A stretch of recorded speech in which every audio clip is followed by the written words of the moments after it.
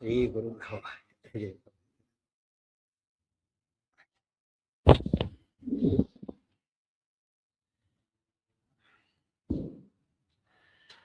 ಶ್ರೀ ಗುರುಭ್ಯೋ ನಮಃ. ನಾರಾಯಣಾಯ ಪರಿಪೂರ್ಣಗುಣಾರ್ಣವಾಯ ವಿಶ್ವೋದಯಸ್ಥಿತಿಲಯೋನ್ನಿಯತಿಪ್ರದಾಯ ಜ್ಞಾನಪ್ರದಾಯ ವಿಬುಧಾಸುರಸೌಖ್ಯದುಃಖಸತ್ಕಾರಣಾಯ ವಿತತಾಯ ನಮೋ ನಮಸ್ತೆ. ನಾರಾಯಣಂ ಸುರಗುರುಂ ಜಗದೇಕನಾಥಂ ಭಕ್ತಪ್ರಿಯಂ ಸಕಲಲೋಕನಮಸ್ಕೃತಂಚ ತ್ರೈಗುಣ್ಯವರ್ಧಿತಮಜಂ ಉಪಮಾದ್ಯವೀಶಂ ವಂದೇ ಭವಘ್ನಮರಾಸುರಸಿದ್ಧ. ನಾರಾಯಣಂ ನಮಸ್ಕೃತ್ಯ ನರಂ ಚೈವ ನರೋತ್ತಮಂ ದೇವೀಂ ಸರಸ್ವತೀಂ ವ್ಯಾಸಂ ತತೋ ಜಯಮುದೀರಯೇ. ಶ್ರೀ ಗುರುಭ್ಯೋ ನಮಃ. ದ್ವಾಪರೇಥಯುಗೆ ಪ್ರಾಪ್ತೆ ತು ಅಷ್ಟಾವಿಂಶತಿಮೇ ಪುನಃ ಸ್ವಯಂಭೂ ಸರ್ವಶಕ್ರಾದ್ಯಾಃ ದುಗ್ಧಾಬ್ಧೇಃ ತೀರಮಾಯಯುಃ.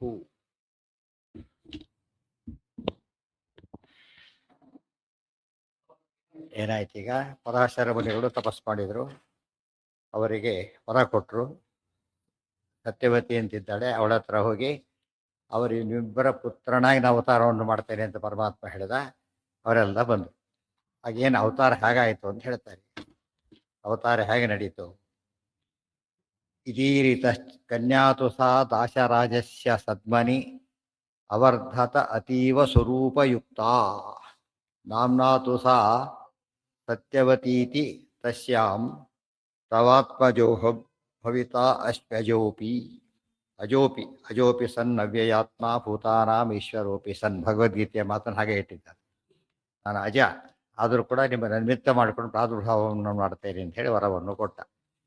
ಇತೀರಿತಶ್ಚಕ್ರಧರೇಣ ತಾಂ ಮುನಿ ಜಗಾಮಮರ್ತಂಡ ಸುತಾಂ ಸಮುದ್ರಗಾಂ ಉತ್ತಾರಯಂತಿ ಮಥ ತತ್ರ ವಿಷ್ಣು ಪ್ರಾದುರ್ಬಭೂವಾಶು ವಿಶುದ್ಧ ಚಿದ್ಘನಃ.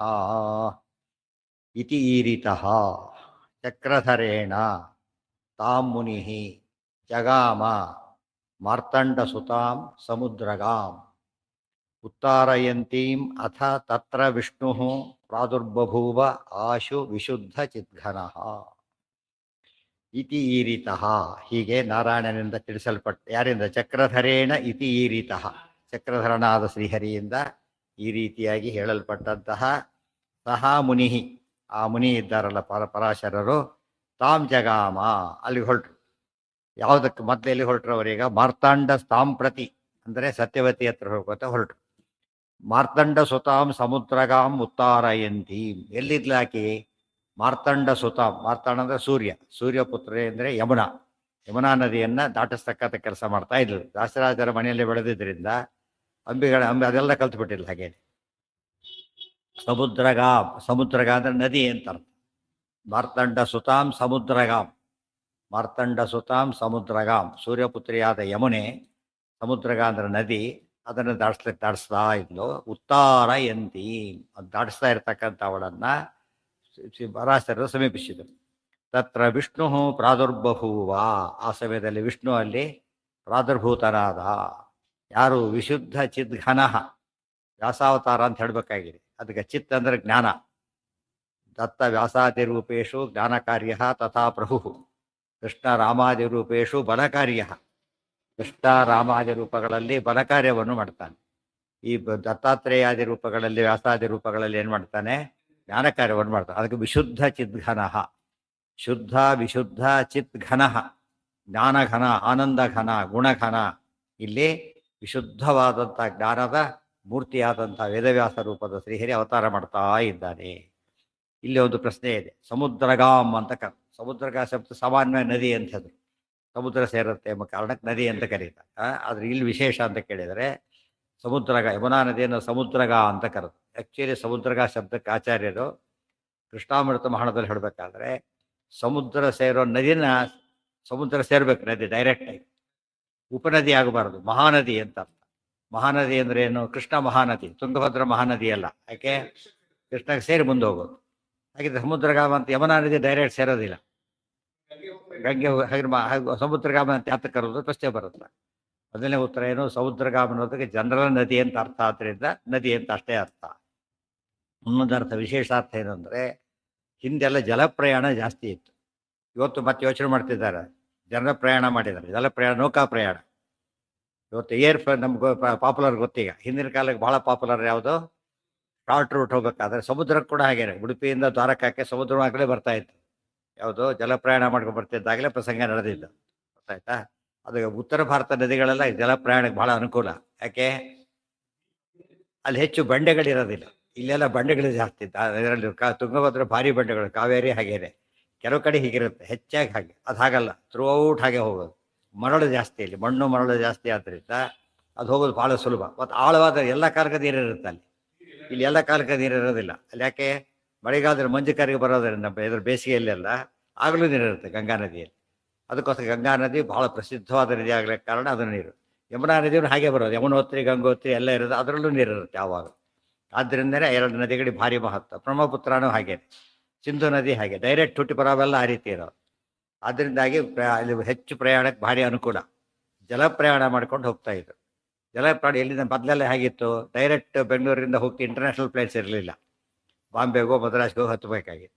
ಈಗೇನಾಗಿದೆ, ಡೈರೆಕ್ಟ್ ಹೋಗ್ಬೋದು, ಗೊತ್ತಾಯ್ತಾ. ಹಿಂದಿರಲಿಲ್ಲ. ಏನು ಸ್ವಾರಸ್ಯ ಅಂದರೆ, ಯಮುನಾ ನದಿ ಆಗಲೇ ಹತ್ತಿರ ಬಂದಿರುತ್ತೆ, ಪ್ರಯಾಗದ ಹತ್ತಿರ ಇರೋದಾಯ್ತು, ಸ್ವಲ್ಪ ಹತ್ತಿರ ಅಲ್ಲಿ ಫುಲ್ ಆಗಿರುತ್ತೆ ಅಷ್ಟೊತ್ತಿಗೆ. ಆ ನದಿಯಲ್ಲಿ ಕೂತ್ರೆ ಚೇಂಜ್ ಮಾಡಬೇಕಾಗಿಲ್ಲ ಬೋಟ್ನ, ಸೀದಾ ಸಮುದ್ರಕ್ಕೆ ಹೋಗು, ಗೊತ್ತಾಯ್ತಾ. ಅದಕ್ಕೆ ಜಲ ಪ್ರಯಾಣ. ಉಳಿದ ನದಿಗಳವ್ರು ಏನು ಮಾಡಬೇಕು, ಕನೆಕ್ಷನ್ ತೊಗೋಬೇಕು, ಅವ್ರು ಕನೆಕ್ಷನ್ ತೊಗೊಂಡು ಬರ್ಬೇಕು. ಇದು ಹಾಗಲ್ಲ, ಡೈರೆಕ್ಟ್ ಹೋಗ್ಬೋದು. ಆದ್ದರಿಂದ ಸಮುದ್ರದವರೆಗೂ ಪ್ರಯಾಣ ಮಾಡೋ ಅವಕಾಶ ಇತ್ತು ಅದರಲ್ಲಿ, ಕೂತ್ಬಿಟ್ರೆ ನಾನ್ ಸ್ಟಾಪ್.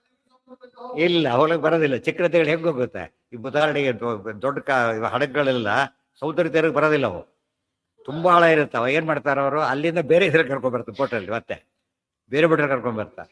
ಈಗ ನೀರು ಜಾಸ್ತಿ ಇರಬೇಕು. ದೊಡ್ಡ ನೌಕೆ ಹೋಗ್ಬೇಕಾದ್ರೆ ಏನಾಗಿರ್ಬೇಕು, ನೀರು ಜಾಸ್ತಿ ಇರಬೇಕು. ಈಗ ಲಾರಿ ಹೋಗೋದಕ್ಕೂ ಸ್ಕೂಟರ್ ಎಷ್ಟು ಡಿಫ್ರೆನ್ಸ್ ಇದೆ. ಈಗ ಬೇರೆ ನದಿಗಳೆಲ್ಲ ಕನೆಕ್ಷನ್ ತೊಗೊಳ್ಬೇಕು ಅಲ್ಲಿಗೆ. ಇದು ಹಾಗಲ್ಲ, ಎವರಾದಿ ಡೈರೆಕ್ಟ್ ಹೋಗ್ಬೋದಾಗಿತ್ತು. ಅದಕ್ಕೆ ಸಮುದ್ರಗಾಮ್ ಅಂತ ಕರೀತಾರೆ. ಅದರಿಂದಾಗಿಯೇ ಅಲ್ಲಿ ಆ್ಯಕ್ಚುಲಿ ಏನಿದೆ ಗೊತ್ತಾ, ದಾಸರಾಜ ಇದ್ನಲ್ಲ ಭಾರಿ ದೊಡ್ಡ ರಾಜ ಅವರು. ಪ್ರಯಾಗ ಎಲ್ಲ ಅವ್ರ ಕಂಟ್ರೋಲಲ್ಲಿ ಇರ್ತಂತೆ. ಅಂದರೆ ಇರೋದು ಯಮುನಾ ತೀರದಲ್ಲ ಆತ, ಪ್ರಯಾಗ ಇರೋದು ಗಂಗಾ ಸಂಗಮ, ಅದೆಲ್ಲ ಇತರ ಕಂಟ್ರೋಲ್ ಇರ್ತದೆ ಅಂತ ಕೇಳಿದರೆ ಭಾಳ ಪ್ರಸಿದ್ಧವಾದಂಥ ದಾಸರಾಜ ಆತ. ಸಣ್ಣ ಪುಟ್ಟ ಬೋಟ್ ನಡೆಸ್ತಾ ಇದ್ದಿಲ್ಲ, ದೊಡ್ಡ ಬೋಟನ್ನು ನಡೆಸ್ತಾ ಇತ್ತು.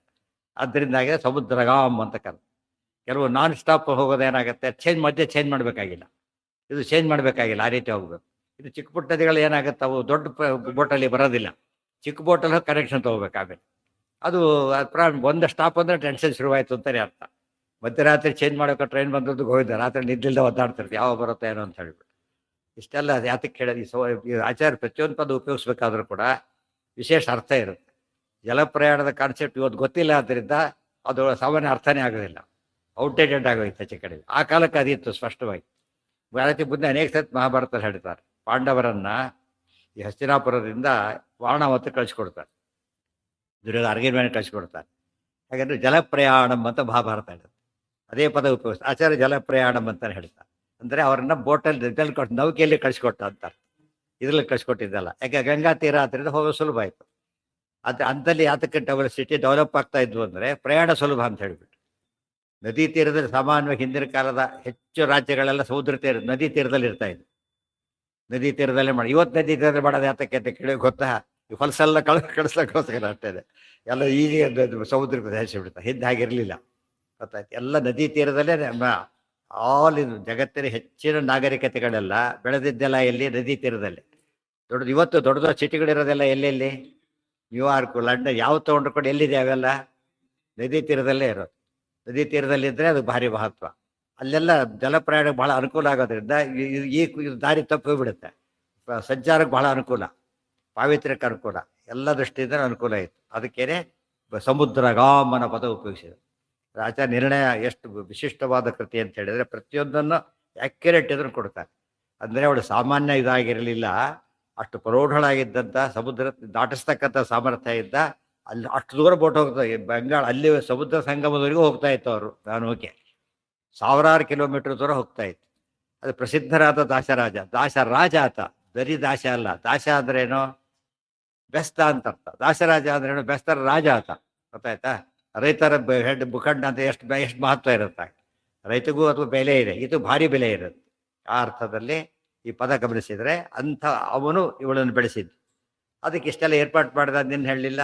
ಅವಳು ಪ್ರತ್ಯೇಕ ಎಲ್ಲ ವ್ಯವಸ್ಥೆ ಆತ ಬೇರೆ ಇತ್ತು. ಸಾಮಾನ್ಯರಿಗೆಲ್ಲ ವ್ಯವಸ್ಥೆ ಮಾಡ್ಲಿಕ್ಕೆ ಆಗೋದಿಲ್ಲ. ರಾಜ ಆದ್ರಿಂದಾಗೆ ಅಷ್ಟೈತಿ ಮಾಡ್ಕೊಂಡು ಬಂದ. ಸಮುದ್ರಗಾಂ ಉತ್ತಾರಯಂತಿ ಮತ ತತ್ರ ವಿಷ್ಣು ಪ್ರಾದುರ್ಬಭೂವಾಶು ವಿಶುದ್ಧ ಚಿದ್ಘರ. ಅಂತಹ ವಿಶುದ್ಧ ಚಿದ್ಘರನಾದ ನಾರಾಯಣ ಅಲ್ಲಿ ಪ್ರಾದುರ್ಭೂತನಾದ ಅವರ ನಿಮಿತ್ತದಲ್ಲಿ. ದಾಟಿಸ್ತದು ತಾರಣ ಉತ್ತಾರಣ ದಾಟಿಸೋದು ಅಂತ ಅರ್ಥ. ನದಿ ದಾಟಿಸೋದು, ನದಿ ಈ ಕಡೆಯಿಂದ ಆ ಕಡೆಗೆ ಹೋಗೋದು, ದಾಟಿಸೋದು, ನದಿ ದಾಟಿಸೋದು, ನದಿಯ ಮೂಲಕ ದಾಟಿಸೋದು. ಇನ್ನೊಂದು ನದಿಯ ಮೂಲಕ ಆ ಪ್ರಯಾಣವನ್ನು ಮುಂದುವರಿಸ್ಲಿಕ್ಕೆ ಅನುಕೂಲ ಮಾಡಿಕೊಡೋದು. ಆ ರೀತಿ ನಡೀತಾ ಇತ್ತು. ಆ ಹೌದೌದು, ಅದೇ ಹೇಳ್ತೆ. ಅದಕ್ಕೇನೆ ಯಾಕೆ ಅಷ್ಟು ಮಹತ್ವ. ಉತ್ತಾರಯಂತೀಂ ಅದು ಯಾವುದು ನೌಕೆಯನ್ನು ದಾಡಿಸ್ತಾ ಇರಲಿಲ್ಲ ಜನಗಳು, ಅಷ್ಟು ಸಾಮರ್ಥ್ಯ ಇತ್ತು. ಈಗ ಅವಳು ದೊಡ್ಡವಳಾಗಿದ್ದಾಗ ತುಂಬಾ ಪ್ರಶ್ನೆ ಉತ್ತರ ಸಿಗುತ್ತೆ.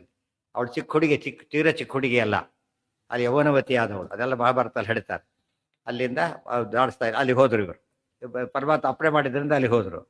ಅದು ಪ್ರಯಾಣಿಕರು ಯಾರು ಇರಲೇ ಇಲ್ಲ ಅವತ್ತಿನ ದಿವಸ, ಇವರೊಬ್ಬರೇ ಪ್ರಯಾಣಿಕರು.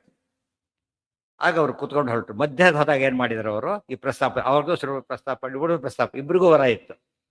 ಅದು ಪಿತೃಗಳೇ ವರ ಕೊಟ್ಬಿಟ್ಟಿದ್ದಾರೆ, ವೇದವ್ಯಾಸರ ಮಗನಾಗ ಅವತಾರ ಮಾಡಲಿ ನಿನಗೆ ಅಂತೇಳಿ.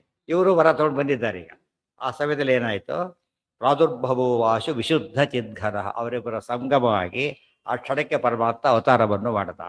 ಅದು ಸದ್ಯೋಗರ್ಭ. ಪರಮಾತ್ಮರ ಗರ್ಭ ಅವೆಲ್ಲ ಇಲ್ಲೇ ಇಲ್ಲ. ಲೋಕದೃಷ್ಟಿಯಲ್ಲೂ ಕೂಡ ಇನ್ಸ್ಟೆಂಟ್. ಪಾಂಡವರು ಹುಟ್ಟಿದ್ದ ಹಾಗೇನೆ ಸದ್ಯೋಗರ್ಭದಲ್ಲಿ ಅವರಿಗೆ ಬಂದು ಇದಿದೆ.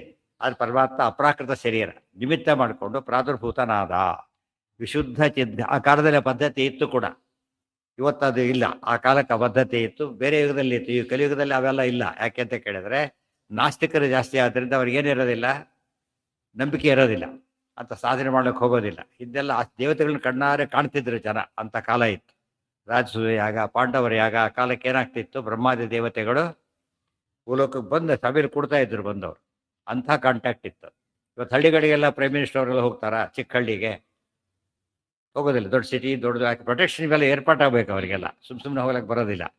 ಅದೇ ರೀತಿಯೇ ಹಿಂದಿನ ಕಾಲಕ್ಕೆ ದೇವತೆಗಳೆಲ್ಲ ದೊಡ್ಡ ದೊಡ್ಡ ರಾಜ ಮಹಾರಾಜರು ಯಜ್ಞಯಾಗಾದಿಗಳನ್ನು ಮಾಡಬೇಕಾದ್ರೆ ಅಟೆಂಡ್ ಆಗ್ತಾ ಇದ್ರು, ಅನುಗ್ರಹ ಮಾಡ್ತಾ ಇದ್ರು. ಕಲಿಯುಗದಲ್ಲಿ ಅದು ಯಾವುದು ಇಲ್ಲ ಆದ್ದರಿಂದ ನಮಗೆ ಗೊತ್ತಾಗೋದಿಲ್ಲ. ಆ ಕಾಲ ಸದ್ಯೋಗರ್ಭ ಆಗ್ಬೇಕಾದ್ರೆ ಏನಾಗಬೇಕು, ಭಾರಿ ತಪಸ್ಸಕ್ತಿ ಎಲ್ಲ ಬೇಕದು. ದೇವ್ರನ್ನೇ ಇದ್ದವನ್ನ ತಪಸ್ಸು ಮಾಡೋದಿಲ್ಲ, ಶಕ್ತಿನೂ ಇರೋದಿಲ್ಲ. ಆದ್ದರಿಂದ ಅವೆಲ್ಲ ಹೊರಟೋಯ್ತು. ಅದೇ ಅದಕ್ಕೆಲ್ಲ ಬರುತ್ತೆ. ಈಗ ಅವಳು ದೊಡ್ಡವಳಾಗಿದ್ದು, ಆಗ ಇವಳು ಕೇಳಿಕೊಂಡ್ರು, ಆಯ್ತು ಅಂತ ಅವತಾರವನ್ನು ಮಾಡಿದ್ರು. ವಿದೋಷ ವಿಜ್ಞಾನ ಸುಖೈಕ ರೂಪೋಪ್ಯಜೋ ಜನಾನ್ ಮೋಹಯಿತುಂ ಋಷೈವ ಯೋಷಿತ್ಸು ಪುಂಸೋ ಹ್ಯಜನೀವ ದೃಶ್ಯತೆ ನ ಜಾಯತೆ ಕ್ವಾಪಿ ಬಲಾದಿ ವಿಗ್ರಹ. ವೇದವ್ಯಾಸರನ್ನು ತುಂಬ ಜನ ಏನು ತಿಳ್ಕೊಂಡ್ಬಿಟ್ಟಿದ್ದಾರೆ, ಯಾರೋ ಒಬ್ಬ ಋಷಿ XYZ ಋಷಿ ಅಂತ ತಿಳ್ಕೊಂಡ್ಬಿಟ್ಟಿರ್ತಾರೆ. ಅದಕ್ಕೆ ಅಲ್ಲ ಅಂತ ಹೇಳೋದಕ್ಕೆ ಇಷ್ಟೆಲ್ಲ ಪ್ರಿಯಾಂಬಲ್ ಕೊಡ್ತಾರೆ. ವಿದೋಷ ವಿಜ್ಞಾನ ಸುಖೈಕ ರೂಪ ಅಪಿ ಅಜಃ ಜನಾನ್ ಮೋಹಯಿತುಂ ವೃಷಾ ಏವ ಯೋಷಿತ್ಸು ಪುಂಸಃ ಹಿ ಅಜನಿ ಇವ ದೃಶ್ಯತೆ ನ ಜಾಯತೆ ಕ್ವಾಪಿ ಬಲಾದಿ ವಿಗ್ರಹ. ಅವ್ರೇನು ಮಾಡ್ತಾರೆ ಹೇಳೋರು ನೋಡಿದ್ರೆ, ಅವ್ರು ಹುಟ್ಟಿದ್ದೆ ಆದ್ದರಿಂದ ಅವರಿಗೆ ನಮ್ಮ ಪ್ರಾಕೃತ ದೇಹ ಇದೆ, ಅದಕ್ಕೆ ಅವ್ರು ಋಷಿ ದೇವರಲ್ಲ ಅಂತ ವಾದ ಮಾಡ್ತಾರೆ. ಅದಕ್ಕೆ ಹೇಳ್ತಾರೆ ಹಾಗಲ್ಲ. ಅವ್ರು ಹುಟ್ಟಿಯೇ ಇಲ್ಲ, ಅದು ಇಂಪಾರ್ಟೆಂಟ್. ಹುಟ್ಟಿಯೇ ಇಲ್ಲ, ಕಂಡ್ರೆ ಹೊರತು ಏನಾಗಿಲ್ಲ, ಅವ್ರು ಹುಟ್ಟಿಲ್ಲ. ವಿದೋಷ ವಿಜ್ಞಾನ ಸುಖೈಕ ರೂಪ ಸದಾಗಮೈಕ ವಿಜ್ಞೇಯಂ. ದೇವರು ಎಂಥದ್ದು, ಪ್ರಾಕೃತ ಅಪ್ರಾಕೃತ ಎರಡೂ ಇಲ್ಲ, ಒಂದೇ ರೂಪ ದೇವರಿಗಿರೋದು. ಯಾವುದದು, ಅಪ್ರಾಕೃತ ಒಂದೇ. ಎಂಥದ್ದು, ವಿದೋಷ ವಿಜ್ಞಾನ. ವಿದೋಷ ಅಂದರೆ ಪ್ರಾಕೃತ ದೋಷರಹಿತ. ವಿಜ್ಞಾನ ವಿಷಯ ವಿಜ್ಞಾನೋಪಲಕ್ಷಿತವಾದ ಅನಂತ ಗುಣಗಳು. ವಿಜ್ಞಾನ ಜ್ಞಾನ, ಸುಖ ಆನಂದ, ಜ್ಞಾನಾನಂದಮಯವಾದ ರೂಪನೇ ಪರಮಾತ್ಮ. ಸುಖ ಏಕ ರೂಪ ಅಪಿ ಅಜಃ, ಜೊತೆ ಹುಟ್ಟಿಲ್ಲದವನು. ಜನಾನ್ ಮೋಹಯಿತು, ಜನಾನ್ ಅಂದರೆ ಅಸುರ ಜನಾನ್ ಅಂತ ಅರ್ಥ. ಅಸುರ ಜನಗಳನ್ನು ಮೋಹ ಮಾಡೋದಕ್ಕೋಸ್ಕರವಾಗಿ ವೃಷೈವ ಸುಮ್ಮನೆ ತೋರಿಕೆ ಮಾಡ್ತಾರೆ. ತೋರಿಕೆಗೋಸ್ಕರವಾಗಿ ಯೋಷಿತ್ಸು ಪುಂಸಃ ಹಿ ಅಜನಿ ಇವ ದೃಶ್ಯತೆ. ಯೋಷಿತ್ಸು ಪುಂಸಃ ಪುರುಷನಿಂದ, ಯೋಷಿತ್ತು ಸ್ತ್ರೀಯರಲ್ಲಿ, ಅಜನಿ ಇವ ಹುಟ್ಟಿದವನಂತೆ ದೃಶ್ಯತೆ ಕಾಣ್ತಾರೆ. ನಿಜವಾಗ್ಲೂ ಏನಾಗಿಲ್ಲ ಅಲ್ಲಿ, ಇಲ್ಲ ಏನು ಇಲ್ಲೇ ಇಲ್ಲ. ಜನಕ್ಕೆ ಆ ರೀತಿ ನೋಡಿ, ನರಸಿಂಹ ರೂಪದಲ್ಲಿ ಡೌಟ್ ಬರೋದಿಲ್ಲ. ಯಾತಕ್ಕೆ, ಕಮದಿಂದ ಬಂದ್ಬಿಟ್ಟ, ಡೌಟೇ ಇಲ್ಲ. ಇಲ್ಲಿ ಡೌಟ್ ಬರ ಹುಟ್ಟಿದ. ಯಾಕೆ ಹುಡುಗರಿಗೆ ಡೌಟ್ ಬರಲಿ ಅಂತಾನೆ. ಡೌಟ್ ಬರೆಸೋ ಉದ್ದೇಶ ಇದ್ದಾಗ ಏನಾಗ್ಬೇಕು, ಅದಕ್ಕೆ ಹಾಗೆ ಮಾಡ್ತಾರೆ. ಸಾಮಾನ್ಯರೇ ಮೋಸ. ಚಿಕ್ಕ ಮಕ್ಕಳು ಬ್ಲೇಡ್ ಬೇಕು ಅಂತ ಕೇಳ್ತಾರೆ, ಚಾಕು ಬೇಕು ಅಂತಾರೆ. ಏನು ಮಾಡ್ತಾರೆ, ಏನೋ ಮಾಡಿ ಎಲ್ಲ ಹೋಗ್ಬಿಡ್ತು ಅಂತಾರೆ, ಸುಮ್ಮನೆ ಆಗ್ಬಿಡ್ತಾರೆ, ಅಲ್ಲೇ ಇರುತ್ತೆ. ಸುಳ್ಳು ಹೇಳಿದ ಅಂತ ನರ್ಕಕ್ಕೆ ಹಾಕಲ್ಲ ಇವ್ರು ಯಾರನ್ನು ಕೂಡ. ಯಾತಕ್ಕೆ? ಅದು ಹೇಳಿದರೆ ಮಗು ಹೊಡೆಯೋದು, ಅದು ಮಗು ಕ್ಷೇಮಕ್ಕೆ ಹೇಳಿರೋದು ಅದನ್ನು. ಅಕಸ್ಮಾತ್ ಸರಿಯಾಗಿ ಕೊಟ್ಬಿಟ್ರೆ ಏನು ಮಾಡ್ತಿತ್ತು ಅದು, ಇವರು ಚುಚ್ಚು ತಾನು ಚುಚ್ಕೋಬಹುದು. ಅದಕ್ಕೆ ಗೊತ್ತೇ ಇಲ್ಲ. ಶಸ್ತ್ರವನ್ನು ಕಂಡವ್ರ ಕೈಲಿ ಹಾಕಿ ಕೊಡಬಾರ್ದು, ಶಾಸ್ತ್ರವನ್ನು ಕೊಡಬಾರ್ದು. ಅದಕ್ಕಾಗಿಯೇ ಹಾಕಿ ಕಂಡ್ರೆ ಹೊರತು ನಿಜವಾಗ್ಲೂ ಏನಲ್ಲ, ಅವರು ಈ ರೀತಿ ಹುಟ್ಟಿದವರು ಅಲ್ವೇ ಅಲ್ಲ. ಅದ್ರ ಹೇಳೋದಕ್ಕೇನೆ ವಿದೋಷ ವಿಜ್ಞಾನ ಸುಖೈಕ. ಸ್ವಲ್ಪ ಆದರೂ ಒಪ್ಕೊಳ್ಳಿ ಅಂದರೆ ಸ್ವಲ್ಪನೂ ಇಲ್ಲ. ವಿದೋಷ ವಿಜ್ಞಾನ ಸುಖೈಕ ರೂಪ ಅಪಿ ಅಜಃ ಅಪಿ ಸೇರಿಸ್ಕೋಬೇಕು. ಜನಾನ್ ಮೋಹಯಿತು ಪುರುಷ ಇವ ಯೋಷಿತ್ಸು ಪುಂಸಃ ಹಿ ಅಜನೀವ ದೃಶ್ಯತೆ. ಪುರುಷನಿಂದ ಸ್ತ್ರೀಯಲ್ಲಿ ಹುಟ್ಟಿದ ಹಾಗೆ ಕಾಣಿಸ್ತಾನೆ. ಯೋಷಿದ್ದು ಬಹುವಚನ ಯಾತಕ್ಕೆ ಉಪಯೋಗಿಸಿದ್ರು ಅಂದರೆ ಬೇರೆ ಯುಗದಲ್ಲೂ ಕೂಡ ಇವೆಲ್ಲಿ ರಾಮ ಕೌಶಲ್ಯ ನಿಮಿತ್ತ ಹುಟ್ಟಿದ ಅವೆಲ್ಲ ಕೂಡ ಇದೇ ರೀತಿ ತಿಳ್ಕೊಂಬಿಡಿ ಅಂತ ಅರ್ಥ. ದೃಶ್ಯತೆ ನ ಜಾಯತೆ ಕ್ವಾಪಿ ಫಲಾದಿ ವಿಗ್ರಹ. ಅದ್ರ ಪರಮಾತ್ಮ ಯಾವ ರೂಪಕ್ಕೂ ಏನಿಲ್ಲ. ಹೀಗೆ ಮಾಡಿ ಕೆಲವು ರೂಪಕ್ಕೆ ಹುಟ್ಟಿದೆ, ಕೆಲವು ರೂಪಕ್ಕೆ ಹುಟ್ಟಿಲ್ಲ ಅಂತ ಮಾಡ್ತೀರಾ? ಇಲ್ಲ, ಯಾವ ರೂಪಕ್ಕೂ ಇಲ್ಲ. ಅಥವಾ ಈ ಕೆಲವು ಯುಗದಲ್ಲಿದೆ, ಕೆಲವು ಯುಗದಲ್ಲಿ ಅಂತ ಹೇಳ್ತೀರಾ? ಯಾವ ಯುಗದಲ್ಲೂ ಇಲ್ಲ. ಪರಮಾತ್ಮನಿಗೆ ಯಾರಲ್ಲಿ ಪ್ರಾಕೃತ ದೇಹ ಅನ್ನೋದು ಯಾವ ಕಾಲಕ್ಕೂ ಇಲ್ಲ. ಅದಕ್ಕೇನೆ ನಿಜಾಯತೆ ಕ್ವಾಪಿ, ಎಲ್ಲೂ ಸಹ ಯಾವಾಗಲೂ ಸಹ ಯಾತಕ್ಕೂ ಸಹ ಬಲಾದಿ ವಿಗ್ರಹ. ಬಲಾದಿ ವಿಗ್ರಹ ತಾನು. ಬಲಾದಿ ಆದಿ ಶಬ್ದ ಅನಂತ ಗುಣ ವಿಗ್ರಹದ ರೂಪ, ಜ್ಞಾನಾನಂದಮಯ ರೂಪನಾದ್ದರಿಂದಾಗೇನೆ ಆ ಹುಟ್ಟ ಸಂಭವ ಇಲ್ಲ. ಅಪ್ರಾಕೃತ ಶರೀರ. ದೇವ್ರ ಪ್ರಶ್ನೆ ಉತ್ತರ ಕೊಟ್ಟಾಯ್ತು. ಈಗ ಅವರಿಬ್ಬರಿಂದ ಹುಟ್ಟಿದ್ರಿಂದ ಈತ ದೇವರಲ್ಲ ಅಂದರೆ ಅವರಿಂದ ಹುಟ್ಟೇ ಇಲ್ಲ ಅಂತ ಹೇಳ್ಬಿಟ್ಟು. ಪ್ರಾದುರ್ಭಾವ ಬೇರೆ, ಹುಟ್ಟು ಬೇರೆ. ಪ್ರಾದುರ್ಭಾವ ನೋಡಿ, ಪ್ರಾದುರ್ಬಭೂವ ಅಂತ ಹೇಳ್ಬಿಟ್ಟಿದ್ದಾರೆ. ಆದ್ದರಿಂದನೇ ಪ್ರಾದುರ್ಬಭೂವಾಸು ವಿಶುದ್ಧ ಚಿದ್ಘನ.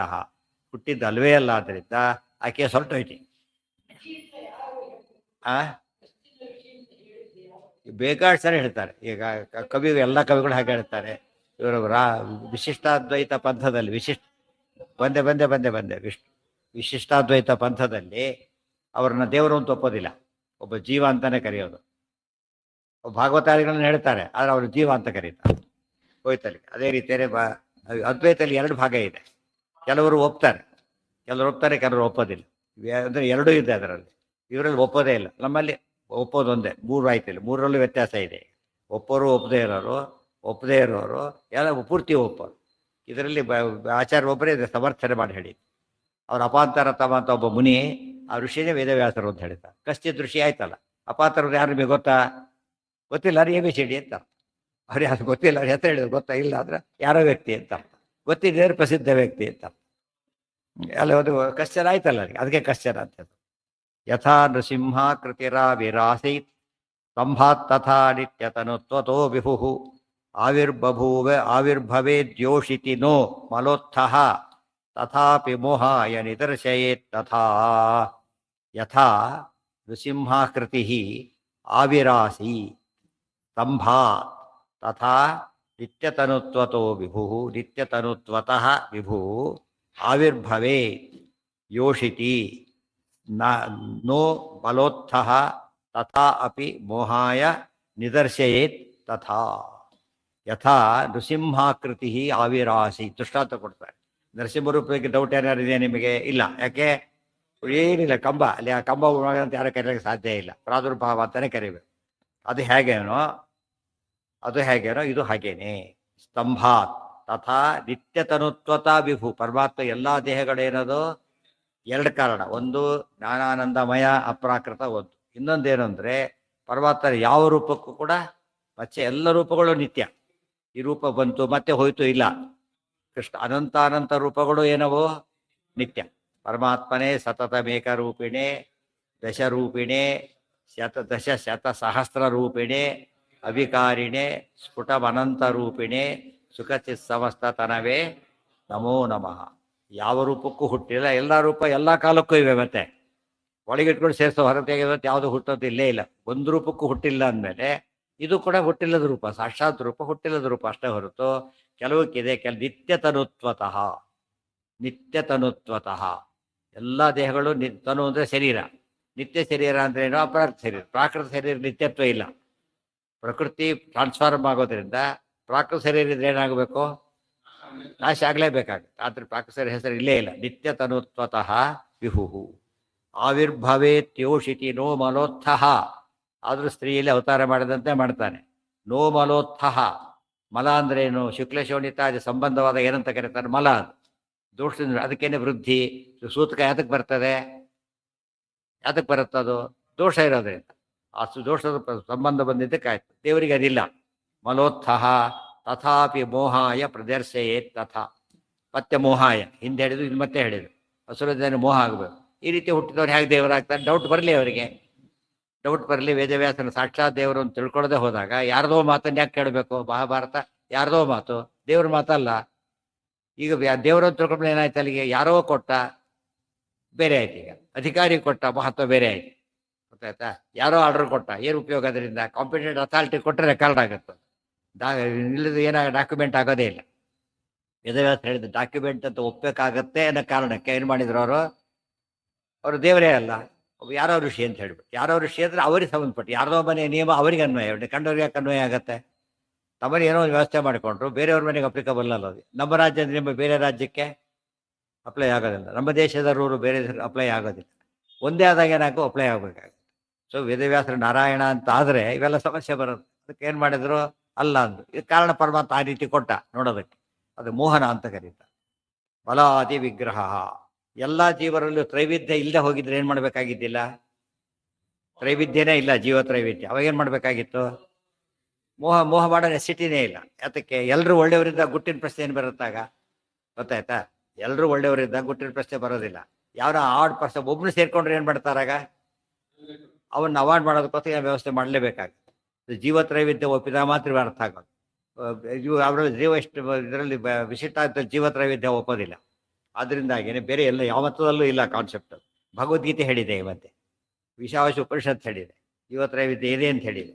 ಯಾರು ಒಪ್ಪೋದಿಲ್ಲೋ ಅವರು ಅದನ್ನು, ಅವರಿಗಿದೆಲ್ಲ ವಿರುದ್ಧ ಆಗೋದ್ರಿಂದ ಯಾರು ಒಪ್ಪಲಕ್ಕೆ ಹೋಗೋದಿಲ್ಲ.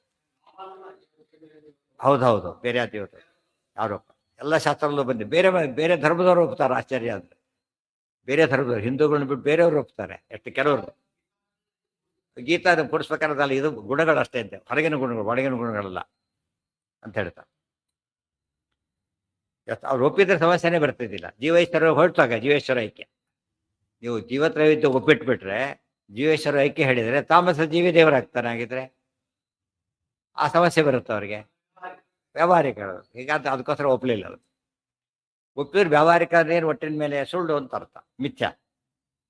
ಸ್ತ್ರೀ ಯಥಾ ನೃಸಿಂಹ ಕೃತಿರಾವಿರಾಸೀತ್ ಸ್ತಂಭಾತ್ ತಥಾ ನಿತ್ಯತನುತ್ವತೋ ವಿಹು ಆವಿರ್ಭವೇದ್ಯೋಷಿತಿ ನೋ ಮನೋತ್ಥಃ ತಥಾಪಿ ಮೋಹಾಯ ನಿದರ್ಶಯೇತ್ ತಥಾ. ಆಗ ಮೋಹಕ್ಕೋಸ್ಕರ ತೋರಿಸ್ತಾನೆ. ಸ್ತ್ರೀಪುಂ ಪ್ರಸಂಗಾತ್ ಪರತೋ ಯತೋ ಹರಿಹಿ ಪ್ರಾದುರ್ಭವತ್ತೇಷ ವಿಮೋಹಯನ್ ಜನಂ ಅತೋ ಮನೋತ್ಥೋಯಮಿತಿ ಸ್ಮನ್ಯತೆ ಜನೋ ಅಶುಭಃ ಪೂರ್ಣಗುಣೈಕ ವಿಗ್ರಹಂ. ಅದಕ್ಕೆ ಪರಮಾತ್ಮ ಮೋಹ ಹೇಗೆ ಮಾಡಿದ ಅಂದರೆ, ಸ್ತ್ರೀಪುಂ ಪ್ರಸಂಗಾತ್ ಪರತೋ ಯತೋ ಹರಿಹಿ. ಸ್ತ್ರೀಪುಂ ಪ್ರಸಂಗಾತ್, ಸ್ತ್ರೀ ಪುರುಷರ ಸಮಾಗಮದ ಅನಂತರ ಹುಟ್ಟಿದ್ದೇ ಇವರಿಗೆ ಕಾರಣ ಆಯಿತು. ಆ ರೀತಿ ಮಾಡಲಿಕ್ಕೆ ಪರಮಾತ್ಮ ತೋರಿಸಿಬಿಟ್ಟ. ಹರಿಹಿ ಪ್ರಾದುರ್ಭವತಿ ಏಷಃ ವಿಮೋಹಯನ್ ಜನಂ. ಆ ಜನಗಳನ್ನು ವಿಮೋಹಯನ್ ವಿಶೇಷವಾಗಿ ಮೋಹಕ್ಕೆ ಒಳಪಡಿಸೋದಕ್ಕೋಸ್ಕರವಾಗಿ ಈ ರೀತಿ ಮಾಡ್ತಾನೆ. ಅಥೋ ಮಲೋತ್ಥಃ, ಅತಃ ಅಯಂ ಮಲೋತ್ಥಃ, ಇವನು ಕೂಡ ಮಲ ಪ್ರಾಕೃತಿಕ ಸಂಬಂಧ ಹೊಂದಿದವನು ಅಂತೇಳಿ ಜನ ತಿಳ್ಕೊತಾರೆ. ಮನ್ಯತೆ ಯಾರು? ಜನ ಅಶುಭ. ಅಶುಭ ಜನ ಅಂದರೆ ಸಾತ್ವಿಕರ, ಶುಭರಂದ್ರೆ ಸಾತ್ವಿಕರು, ಸಾತ್ವಿಕರಲ್ಲ ಜನ ತಿಳ್ಕೊಳ್ತಾರೆ. ಹಾಗೆ ಪೂರ್ಣಗುಣೈಕ ವಿಗ್ರಹ, ವಸ್ತುತಃ ಪೂರ್ಣಗುಣೈಕ ವಿಗ್ರಹ, ಜ್ಞಾನಾನಂದಮಯ ಶರೀರ, ಅಪ್ರಾಕೃತ ಶರೀರ ಎಲ್ಲ ಇದೆ. ಜನಕ್ಕೆ ಅದು ಅರ್ಥ ಆಗೋದಿಲ್ಲ. ಅದು ಎರಡು ಭಾಗ ಮಾಡಿಬಿಟ್ರು. ಅದೇ ಕೃಷ್ಣಾದಿ ರೂಪಗಳೆಲ್ಲ ಒಂದು ಗುಂಪು, ರಾಮರೂಪ ಇನ್ನೊಂದು ಗುಂಪು, ಪರಿಸರ ನರಸಿಂಹರೂಪ ಮತ್ತೊಂದು ಗುಂಪು ಅಂತ ದೇವರ ರೂಪಗಳನ್ನು ಡಿವೈಡ್ ಮಾಡ್ಲಿಕ್ಕೆ ಶುರು ಮಾಡಿ. ಅದು ಯಾವುದೂ ಸರಿಯಲ್ಲ.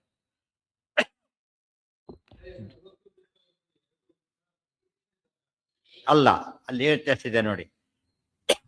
ಆಚಾರ್ಯ ಎಷ್ಟೋ ಮಾತುಗಳು ಹಾಗೆ ಕಾಣಿಸುತ್ತೆ ನೋಡಿದರೆ. ಅಲ್ಲ, ಅಲ್ಲಿ ಅದಕ್ಕೆ ಕಂಪೇರ್ ಮಾಡಿ. ಈಗ ಒಂದು ಸಿಂಹಾಕೃತಿ ದೃಷ್ಟಾಂತ ಕೊಟ್ಬಿಟ್ಟಿಲ್ಲ ಅಂತ ಹೇಳಿಬಿಟ್ರು. ಮೋಹ ಅಂತ ಹೇಳಿದರು, ಆವಿರ್ಭವೇತ್ ಅಂತ ಹೇಳಿದ್ರು. ಅಲ್ಲಿ ಒಂದೇನು ಮಿಸ್ಸಿಂಗ್ ಇದೆ? ಸ್ತ್ರೀಪುಂ ಪ್ರಸಂಗಾತ್ ಅಂತ ಮಿಸ್ಸಿಂಗ್ ಇದೆ. ಅದ್ರ ಹಿಂದಿನಲ್ಲಿ ಇದು ಮಿಸ್ಸಿಂಗ್ ಇದೆ. ಈ ಮೂರು ಸೇರಿಸಿ ಹೇಳ್ತಾರೆ.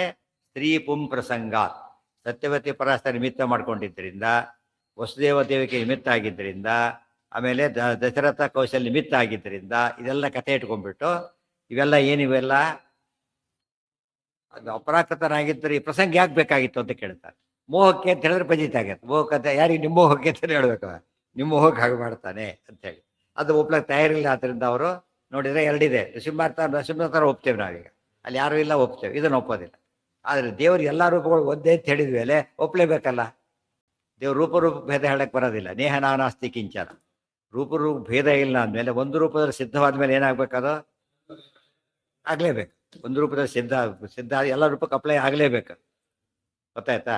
ಒಬ್ಬರು ಯಾವುದೋ ಒಬ್ಬರಿಗೆ ಕೊಟ್ಟ, ಇನ್ನೊಬ್ಬರಿಗೆ ವ್ಯತ್ಯಾಸ ಇಲ್ಲ. ಅವ್ರಿಗೆ ಸೀಟ್ ಕೊಟ್ಟಿದ್ದಾರೆ, ಗಲಾಟೆ ಮಾಡ್ತಾರೆ, ನನಗೂ ಕೊಡಬೇಕು. ವ್ಯತ್ಯಾಸ ಏನಿದೆ ಅವನಿಗೂ ನನಗೂ? ವ್ಯತ್ಯಾಸ ಏನು ತೋರಿಸ್ಬೇಕು? ಮಾರ್ಕಲ್ಲೂ ಯಾವುದ್ರಲ್ಲೂ ತೋರಿಸ್ಬೇಕು. ಒಂದು ಕಡೆ ಮಾರ್ಕ್ಸ್ ಕಡಿಮೆ ಇದೆ, ಅವನಿಗಾಗಿದೆ. ಮಾರ್ಕ್ಸ್ ಜಾಸ್ತಿ ಇದೆ, ಆಗಲಿಲ್ಲ ಅಂತಾರೆ ರಿಸರ್ವೇಷನ್ ಅಂತ ಹೇಳಿದ. ಗೊತ್ತಾಯ್ತಾ? ಅದು ರಿಸರ್ವೇಷನ್ ಕ್ವಾಲಿಟಿ ಅಲ್ಲದೆ ಹೊರಗೆ ಒಪ್ಪೋದಿಲ್ಲ. ಅಲೋಡು ಕರೆ ಒಪ್ಪಿದೆ. ಅರ್ಥ ಆಯ್ತಾ? ಈಗ ಕಡಿಮೆ ಇದ್ದರೂ ಕೂಡ ಸುಮ್ಮನೆ ಪ್ರಶ್ನೆ ಬರ್ತಿದ್ದಿಲ್ಲ, ಕಡಿಮೆ ಇದ್ದಿದ್ದಕ್ಕೆ ಪ್ರಶ್ನೆ ಬಂತು, ಕಾರಣ ಕೊಟ್ಟರು ಮತ್ತೇನು ಮಾತಾಡಲಿಲ್ಲ. ಗೊತ್ತಾಯ್ತಾ? ಅದೇ ಮೆರಿಟಲ್ಲಿ ಆಗಿದ್ರೆ ಕಾರಣ ಕೊಡೋಕ್ಕೆ ಬರ್ತಿರ್ಲಿಲ್ಲ.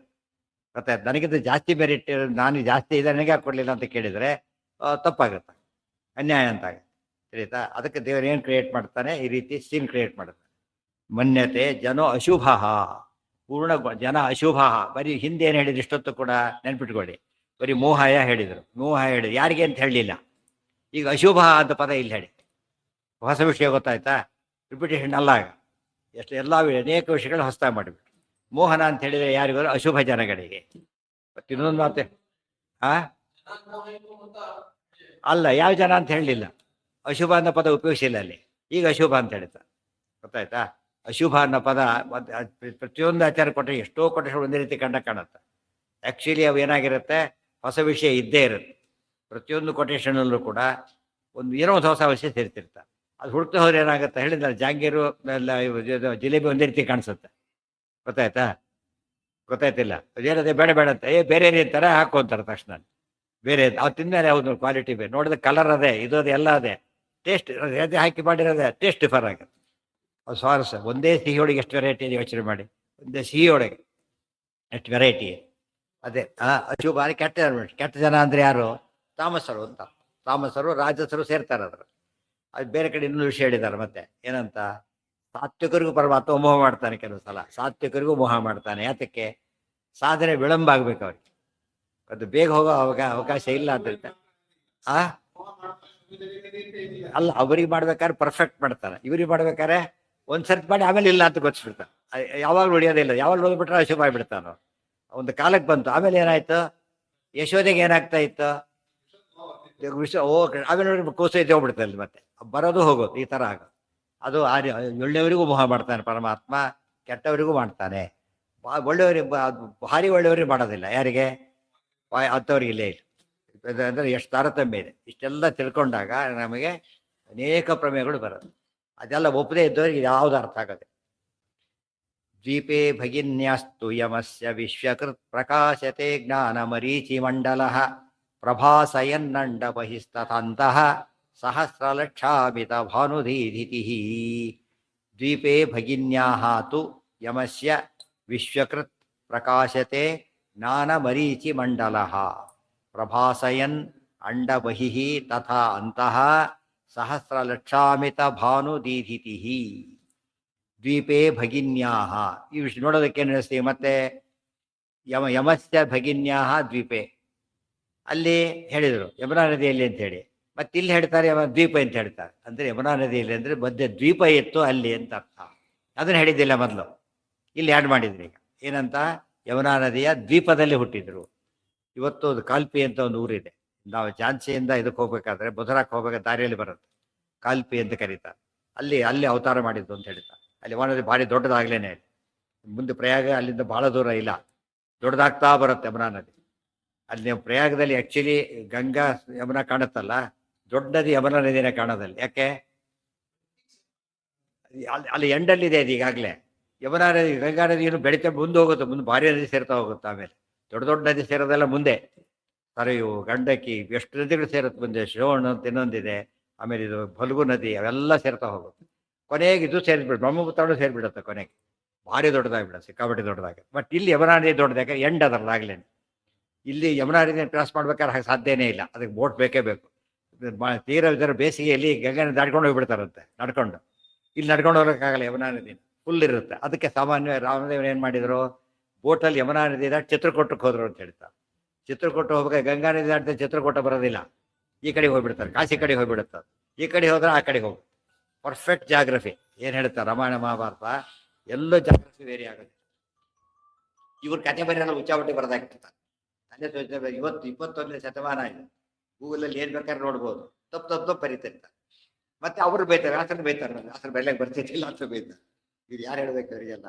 ಅದು ಕಾಮನ್ ಸೆನ್ಸ್ ಇದ್ರೆ ಗೊತ್ತಾಗುತ್ತೆ. ಜನ ಹೇಳೋದು ಸುಮ್ಮನೆ ನಂಬೋದು ಬೇರೆ. ಇವತ್ತೆಲ್ಲ ಹೇಳ್ತೀವಿ, ಇದನ್ನೆಲ್ಲ ಪರೀಕ್ಷೆ ಮಾಡಿ ಕರೆಕ್ಟಾಗಿ ಟ್ಯಾಲಿ ಆಗಿ. ದೀಪೇ ಭಗಿನ್ಯಾಸ್ತು ಯಮಶ್ಚ ವಿಶ್ವ ಪ್ರಕಾಶತೆ ಜ್ಞಾನ ಮರೀಚಿ ಮಂಡಲ. ಇಲ್ಲಿ ಯಮ ಅಂತ ಹೇಳಿದ್ರು, ಅಲ್ಲಿ ಮಾರ್ತಾಂಡ ಸುತ ಅಂತ ಅಷ್ಟೇ ಹೇಳಿದ್ರು. ಮಾರ್ತಾಂಡ ಸುತ ಅಂತ ಹೇಳಿದಾಗ ಏನಾಗ, ಮಾರ್ತಾಂಡ ಅಂದ್ರೆ ಮಾರ್ತಾಂಡ ಸುತ ಮಕ್ಕಳಿದ್ದಾನೆ.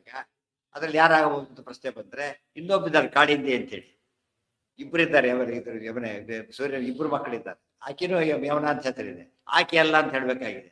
ಅದಕ್ಕೋಸ್ಕರ ಯಮಸ್ಸೋತ್ ಪ್ರತ್ಯೇಕ ಮಾಡಿಬಿಟ್ಟು ಕಾಳಿಂದಿ ಇದೆ. ಅದು ನದಿನೂ ಬೇರೆ ಇದೆ ಕಾಳಿಂದಿ ಅಂತೇಳಿ. ಯಮುನಾ ಬೇರೆ, ಕಾಳಿಂದಿ ಬೇರೆ, ಇಬ್ರು ಸೂರ್ಯ ಪುತ್ರಿಯರೇ. ಅದ್ ಹೇಳೋದಕ್ಕೆ ವ್ಯತ್ಯಾಸ ತೋರಿಸಿದ್ರಿ. ಯಮುನಾನೇ ಆಗ್ಬೇಕು. ಸುಮ್ಮನೆ ನೋಡಿದ್ರೆ ಲಿಮಿಟೇಷನ್ ಎಷ್ಟು ಅಂದ್ರೆ ಆ ರೀತಿ ಆಚಾರ್ಯ ಯಾತಕ್ಕೆ ಬೇರೆ ಬೇರೆ ಹೇಳ್ತಾರೆ ಅಂದ್ರೆ, ಅನೇಕ ಒಂದೇ ಕಡೆ ಕ್ಲಬ್ ಮಾಡ್ಬೇಕಾದ್ರೆ ಆ ರೀತಿ ಮಾಡ್ಲಿಕ್ಕೆ ಸಾಧ್ಯ. ಗೊತ್ತಾಯ್ತಾ? ಅನೇಕ ವಿಷಯ ಡೌಟ್ ಓದೋರಿಗೆ ಡೌಟ್ ಬರುತ್ತೆ, ಡೌಟ್ ಎಲ್ಲ ಕ್ಲಿಯರ್ ಆಗ್ಬೇಕು. ಈ ಸಲ ಯಾಕೆ ಹೇಳಿದ್ರು ಅಂತ ಗೊತ್ತಾಗೋದು ಶಾಸ್ತ್ರ ಓದೋರಿಗೆ ಅಷ್ಟೇ. ಉಳಿದವ್ರಿಗೆ ನಾವು ಏನೋ ಹಾಕಿರ್ತಾರೆ ಕಾರೊಳಗೆ ಮಿಕ್ಸ್ ಮಾಡಿರ್ತಾರೆ. ಇವರಿಗೆ ಗೊತ್ತಾಗ್ತದೆ, ಯಾರಿಗೆ ಮೆಕ್ಯಾನಿಕ್ ಟೆಕ್ನಿಕಲ್ ಇದ್ದವ್ರಿಗೆ ಗೊತ್ತಾಗುತ್ತೆ. ಉಳಿದವ್ರಿಗೆ ಏನು ಅನ್ಸುತ್ತೆ ಅದು ಇದೆಲ್ಲ ಹಾಕಿದ್ರೆ ವಿಚಾರಿಸ್ಬಿಟ್ರೆ ಏನಾಗುತ್ತೆ, ದೊಡ್ಡ ಅಪಾಯ ಉಂಟಾಗುತ್ತೆ. ತಿಳಿಯುತ್ತಾ? ಟೆಕ್ನಿಕಲಿ ಪ್ರತಿಯೊಂದು ಕರೆಕ್ಟ್.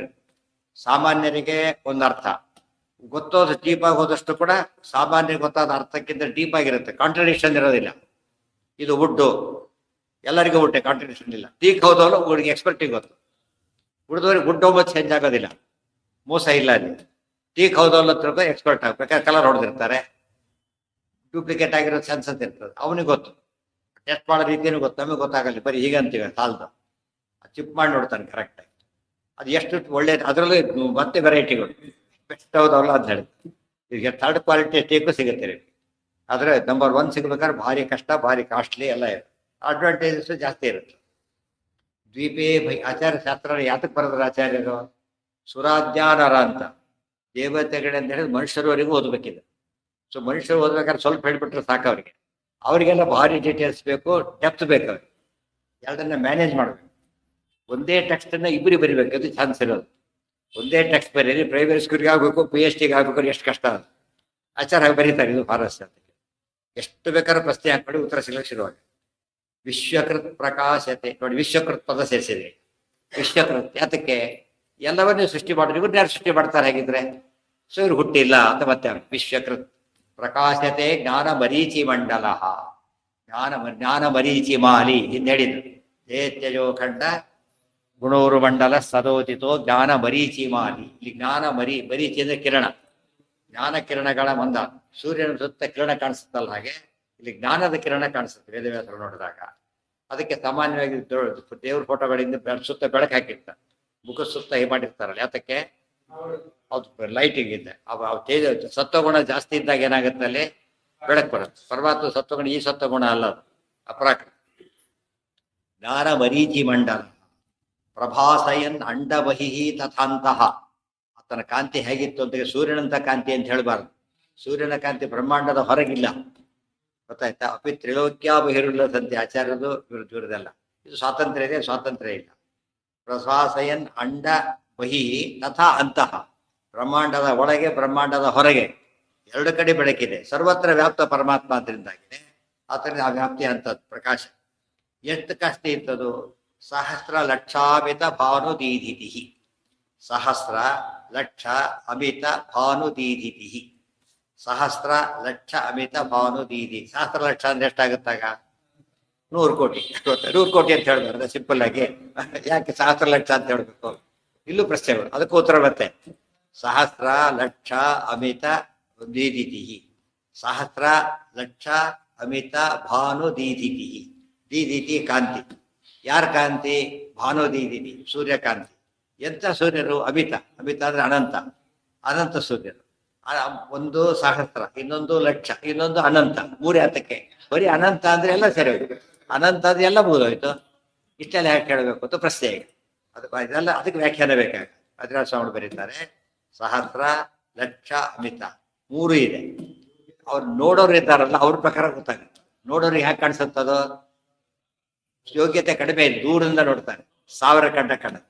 ಸ್ವಲ್ಪ ಹತ್ರ ಬರ್ತಾರೆ, ಯೋಗ್ಯತೆ ಜಾಸ್ತಿ, ಲಕ್ಷ ಕಂಡ ಕಾಣುತ್ತೆ. ಸಾಮಾನ್ಯವಾಗಿ ಬೆಳಕು ಹತ್ರ ಹೋದಷ್ಟು ಕೂಡ ಜಾಸ್ತಿ, ದೂರ ಹೋದಾಗ ಡಲ್ ಆಗ್ತವೆ. ತಿಳಿತಾ? ಆದ್ರಿಂದಾನೆ ಜೀವನ ಯೋಗ್ಯತೆಯಲ್ಲಿ ತಾರತಮ್ಯ ಇಲ್ಲದೆ ಹೋಗಿದ್ರೆ ಒಂದೇ ಹೇಳ್ಬಿಡ್ತೀವಿ.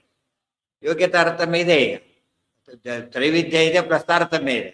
3 ಜನದಲ್ಲೂ ತಾರಿತ್ರವಿದೆ. ಮತ್ತೆ ಸಾತ್ವಿಕರು, ರಾಜಸರು, ತಾಮಸರು. ಸಾತ್ವಿಕರಲ್ಲಿ ತಾರತಮ್ಯ, ರಾಜಸರಲ್ಲೂ ತಾರತಮ್ಯ, ತಾಮಸರಲ್ಲೂ ತಾರತಮ್ಯ. ಕಲಿ ಜೀವಾಧಮ ಅಂತ ಹೇಳಕ್ ಹೋಗ್ತಿದ್ದಿಲ್ಲ, ಜೀವೋತ್ತಮ ಅಂತ ಬೇರೆ ಹೇಳ್ತಿರ್ಲಿಲ್ಲ. ತಾಮಸರಲ್ಲೂ ಕೂಡ ಸುಖ ಪ್ರಚರರು, ದುಃಖ ಪ್ರಚರರು, ಸಮಸುಖ ದುಃಖಗಳು ಬಲ್ಲೊಂದು 3 ಗುಂಪಿದೆ. ಮತ್ತೆ ಮತ್ತೆ 3 ಜನ ತ್ರೈವಿಧ್ಯ ಇರೋದ್ರಿಂದಾಗಿನೇ ಸಹಸ್ರ ಲಕ್ಷ ಅಮಿತ ಭಾನುದೀದಿತಿ ಅಂತ ಅಷ್ಟೇ. ತಾವೇ ಬರೆಯೋದಿಲ್ಲ, ತಿರುದರೆ ಎಷ್ಟು ಯಾಕೆ ಹೇಳಿದ್ರೆ ಅರ್ಥ ಆಗ್ಬಿಡುತ್ತೆ ಅಷ್ಟೇ. ಸಹಸ್ರ ಲಕ್ಷಾಮಿತ ಭಾನುದೀದಿತಿ. ಅಷ್ಟು ಜನ ನೋಡ್ತಾ ಇದ್ದಾರೆ. ದೇವತೆಗಳಲ್ಲಿ ದೇವತೆಗಳು, ಸಣ್ಣ ದೇವತೆ, ದೊಡ್ಡ ದೇವತೆ ಎಲ್ಲ ನೋಡ್ತಾ ಇದ್ದಾರೆ. ಅವ್ರಿಗೆಲ್ಲ ಈ ರೀತಿ ಕಾಣಿಸ್ತಾ ಇದ್ದಾನೆ ಪರಮಾತ್ಮ. 1000 ಭಾನು, ಕೆಲವರಿಗೆ ಲಕ್ಷ ಭಾನು, ಅಮಿತ ಭಾನು, ಆ ರೀತಿ ಕಾಣ್ತಾ ಇದ್ದಾನೆ. ಪ್ರಭಾಸಯನ್ನಂಡ ಬಹಿಸ್ತಂತಹ ಸಹಸ್ರ ಲಕ್ಷಾಮಿತ ಭಾನುದೀದಿತಿ ಅಗಣ್ಯ ದಿವ್ಯೋರು ಗುಣಾರ್ಣವ ಪ್ರಭು ಸಮಸ್ತ ವಿದ್ಯಾಧಿಪತಿರ್ಜಗದ್ಗುರು ಅನಂತ ಶಕ್ತಿರ್ ಜಗದೀಶ್ವರೇಶ್ವರ ಸಮಸ್ತ ದೋಷಾತಿ ವಿದೂರ ವಿಗ್ರಹ. ವೇದವ್ಯಾಸರ ವರ್ಣನೆ ಇದೆ, ಒಳ್ಳೆ ಪಾರಾಯಣಕ್ಕೆ ಬಹಳ ಬೇಕಾದದ್ದು. ವ್ಯಾಸೋತ್ಸವ ಪೂರ್ಣಿಮಾ ನಿತ್ಯ ಹೇಳೋದಕ್ಕೆ ಹೇಗಿದ್ದಾರೆ ದೇವರು, ವೇದವ್ಯಾಸ ದೇವರು ಅಂದರೆ ಕಷ್ಟೇ ಋಷಿ ಅಲ್ಲ. ಈಗ ಅವ್ರಿಗೆ ಇದೆಲ್ಲ ಕಾಂತಿ ಇಷ್ಟ ಇರೋದಿಲ್ಲ, ಇವ್ರ ಕಾಂತಿ ಲಿಮಿಟೆಡ್. ಅಗಣ್ಯ ದಿವ್ಯ ಗುರುಗುಣಾರ್ಣ. ಪಟಾಕಿಗೂ ಬಾಂಬಿಗೆ ಎಷ್ಟು ವ್ಯತ್ಯಾಸ ಇದೆ. ಪಟಾಕಿ ಬಿಟ್ಟಿದ್ರೆ ನೋಡಕ್ ಬರ್ತಾರೆ, ಬಾಂಬ್ ಹಾಕಿದ್ರೆ ಓಟವು ಇರೋದ್ರೆ ನೋಡಕ್ಕೆ ಅವ್ರು ಬರೋದು. ಬಾಂಬ್ ನೋಡ್ತಿರ್ತಾರೆ, ಅವ್ರು ಬರೋದಿಲ್ಲ. ಎಷ್ಟು ತಮಾಷೆ ಇದೆ ನೋಡೋದು. 2 ಡಬ್ಬ ಅನ್ನತ್ತೆ, ಇದು ಡಬ್ಬದ ಬರೀ ಶಬ್ದ ಅಷ್ಟೇ, ಸೌಂಡ್ ಅಷ್ಟೇ. ತೀರಾ ಅಪಾಯ ಮಾಡ್ಕೊಂಡು ಮೂರ್ಖರಿರ್ತಾರೆ, ಅದು ಬೇರೆ. ಅದು ಅಪಾಯ ಮಾಡ್ಲಿಕ್ಕೆ ಬಿಡೋದು, ಇದು ಅಪಾಯ ಮಾಡಿ ಎಂಜಾಯ್ಮೆಂಟ್ ಅಷ್ಟೇ. ಅದು ಡಿಸ್ಟ್ರಾಕ್ಷನ್. ಆ ದೃಷ್ಟಿಯಲ್ಲಿ ಪರಮಾತ್ಮ ಅಗಣ್ಯ ದಿವ್ಯ ಗುರುಗುಣಾರ್ಣವ ಪ್ರಭು ಸಮಸ್ತ ವಿದ್ಯಾಧಿಪತಿ ಜಗದ್ಗುರು ಅನಂತ ಶಕ್ತಿ ಜಗದೀಶ್ವರೇಶ್ವರ ಸಮಸ್ತ ದೋಷಾತಿ ವಿದೂರ ವಿಗ್ರಹ. ವೇದವ್ಯಾಸ ಚಿತ್ರ ಕರೆಕ್ಟಾಗಿ ನಿಲ್ಲುತ್ತಾಗ. ಚಿತ್ರ ಬರೆಯೋರೆಲ್ಲ ಇದು ಓದ್ಕೊಂಡಿರ್ಬೇಕು, ಕರೆಕ್ಟಾಗಿ ಬರುತ್ತೆ. ಬರೀ ಸುಮ್ಮನೆ ಎಲ್ಲೋ ಯಾರು ಸಿನಿಮಾ ಆಕ್ಟರ್ಸ್ ನೋಡ್ಬಿಟ್ರೆ ಬಜಿ ಜಾಗ ಹೋಗ್ತಾರೆ. ಗೊತ್ತಾಯ್ತಾ? ಇದು ವರ್ಣನೆ ಕೇಳಿ ಬರೀಬೇಕು. ಅಗಣ್ಯ ದಿವ್ಯ ಗುರು ಗುಣಾರ್ಣವ, ಅಗಣ್ಯವಾದ ದಿವ್ಯ ಡಿವೈನ್, ದಿವ್ಯವಾದ ಗುರು ಗುಣಾರ್ಣವ, ಶ್ರೇಷ್ಠವಾದ ಗುಣಗಳ ಸಮುದ್ರ. ನಾರಾಯಣಾಯ ಪರಿಪೂರ್ಣ ಗುಣಾರ್ಣವಾಯ, ಎಲ್ಲ ರೂಪಕ್ಕೂ ಕಾಮನ್. ಆದ್ದರಿಂದ ಅನಂತವಾದ ದಿವ್ಯ, ಅನಗಣ್ಯ ಅಂದ್ರೆ ಅನಂತ, ಯಾಕಂದ್ರೆ ಅನಂತವಾದ ದಿವ್ಯವಾದ ಶ್ರೇಷ್ಠವಾದ ಹೆಚ್ಚಿನದಾದ ಗುಣಗಳ ಸಮುದ್ರ. ಪ್ರಭು ಸರ್ವ ಸಮರ್ಥ, ಸಮಸ್ತ ವಿದ್ಯಾಧಿಪತಿ. ಇವತ್ತು ಒಂದೊಂದು ಸ್ಪೆಷಲಿಸ್ಟ್ ಅಲ್ಲ, ಸಮಸ್ತ ವಿದ್ಯಾಧಿಪತಿ. ಗೊತ್ತಾಯ್ತಾ? ಎಷ್ಟೆಷ್ಟು ಶಾಸ್ತ್ರ ಇದೆ, ಎಷ್ಟೆಷ್ಟು ಎಲ್ಲದಕ್ಕೂ ಅಧಿಪತಿ. ಬರೀ ನೋಯರ್ ಅಲ್ಲ, ಹೆಡ್ ಆಫ್ ದಿ ಡಿಪಾರ್ಟ್ಮೆಂಟ್ ಒಂದೊಂದಕ್ಕೆ ಆಗ್ಬೋದು. ದೇವರು ಹೇಳಿದ್ರೆ ಎಲ್ಲದಕ್ಕೂ ಹೆಡ್. ಆದ್ರಿಂದಾಗಿನ ಸರ್ವೋತ್ತಮ ಉತ್ತಮ ಜಗದ್ ಹೆಸರು ಉಪಯೋಗಿಸ್ತಾರೆ. ಜಗದ್ಗುರು, ಮತ್ತೆ ಜಗದ್ಗುರು, ಜಗತ್ತಿಗೆ ಗುರುಗಳು. ಜಗತ್ತಿಗೆ ಗುರುಗಳು ಅಂತ ಹೇಳಿದ್ರಿಂದ ರಮಾ ಬ್ರಹ್ಮಾದಿಗಳಿಗೆಲ್ಲ ಗುರುಗಳು. ಜಗತ್ ಶಬ್ದಕ್ಕೆ ವಾಯು ಅಂತ ಅರ್ಥ ಇದೆ. ಜಗದ್ಗುರು ವಾಯುದೇವರಿಗೂ ಗುರುಗಳು. ಯಸ್ಮಾತ್ ಬ್ರಹ್ಮೇಂದ್ರ ರುದ್ರಾದಿ ದೇವತಾನಾಂ ಶ್ರಿಯೋಪಿ ಚ ಜ್ಞಾನಸ್ಫೂರ್ತಿ ಸದಾ ತಸ್ಮೈ ಹರಯೇ ಗುರವೇ ನಮಃ. ಎಲ್ಲರೂ ಸೇರ್ಕೊಂಡು ಅನಂತ ಶಕ್ತಿ, ಅನಂತ ಶಕ್ತಿ ಅಂತ ಅನಂತ. ಇದೆಲ್ಲ ಹೇಳಿದ್ದೆಲ್ಲ ಬುದ್ಧಿ ತೋರಿಸ್ತಾರೆ ಆಚಾರ್ಯರು. ಎಲ್ಲ ಎಲ್ಲಿ ತೋರಿಸ್ತಾರೆ ವೇದವ್ಯಾಸರು ಅಂತ ಹೇಳಿ, ಸುಮ್ಮನೆ ಹೇಳಿದ್ದಲ್ಲ. ಡಾಕ್ಟ್ರು ಅಂದ್ರೆ 1 ವರ್ಷನೂ ಕೊಟ್ಟೆ ಗೊತ್ತಿಲ್ಲ, ಎಷ್ಟು ಎಲ್ಲ ಬೇಕಾದ್ರೆ ಇಲ್ಲ, ಬಾಯಲ್ಲಿ ಸುಮ್ಮನೆ ಕರೆದ್ರು ಅಷ್ಟೇ.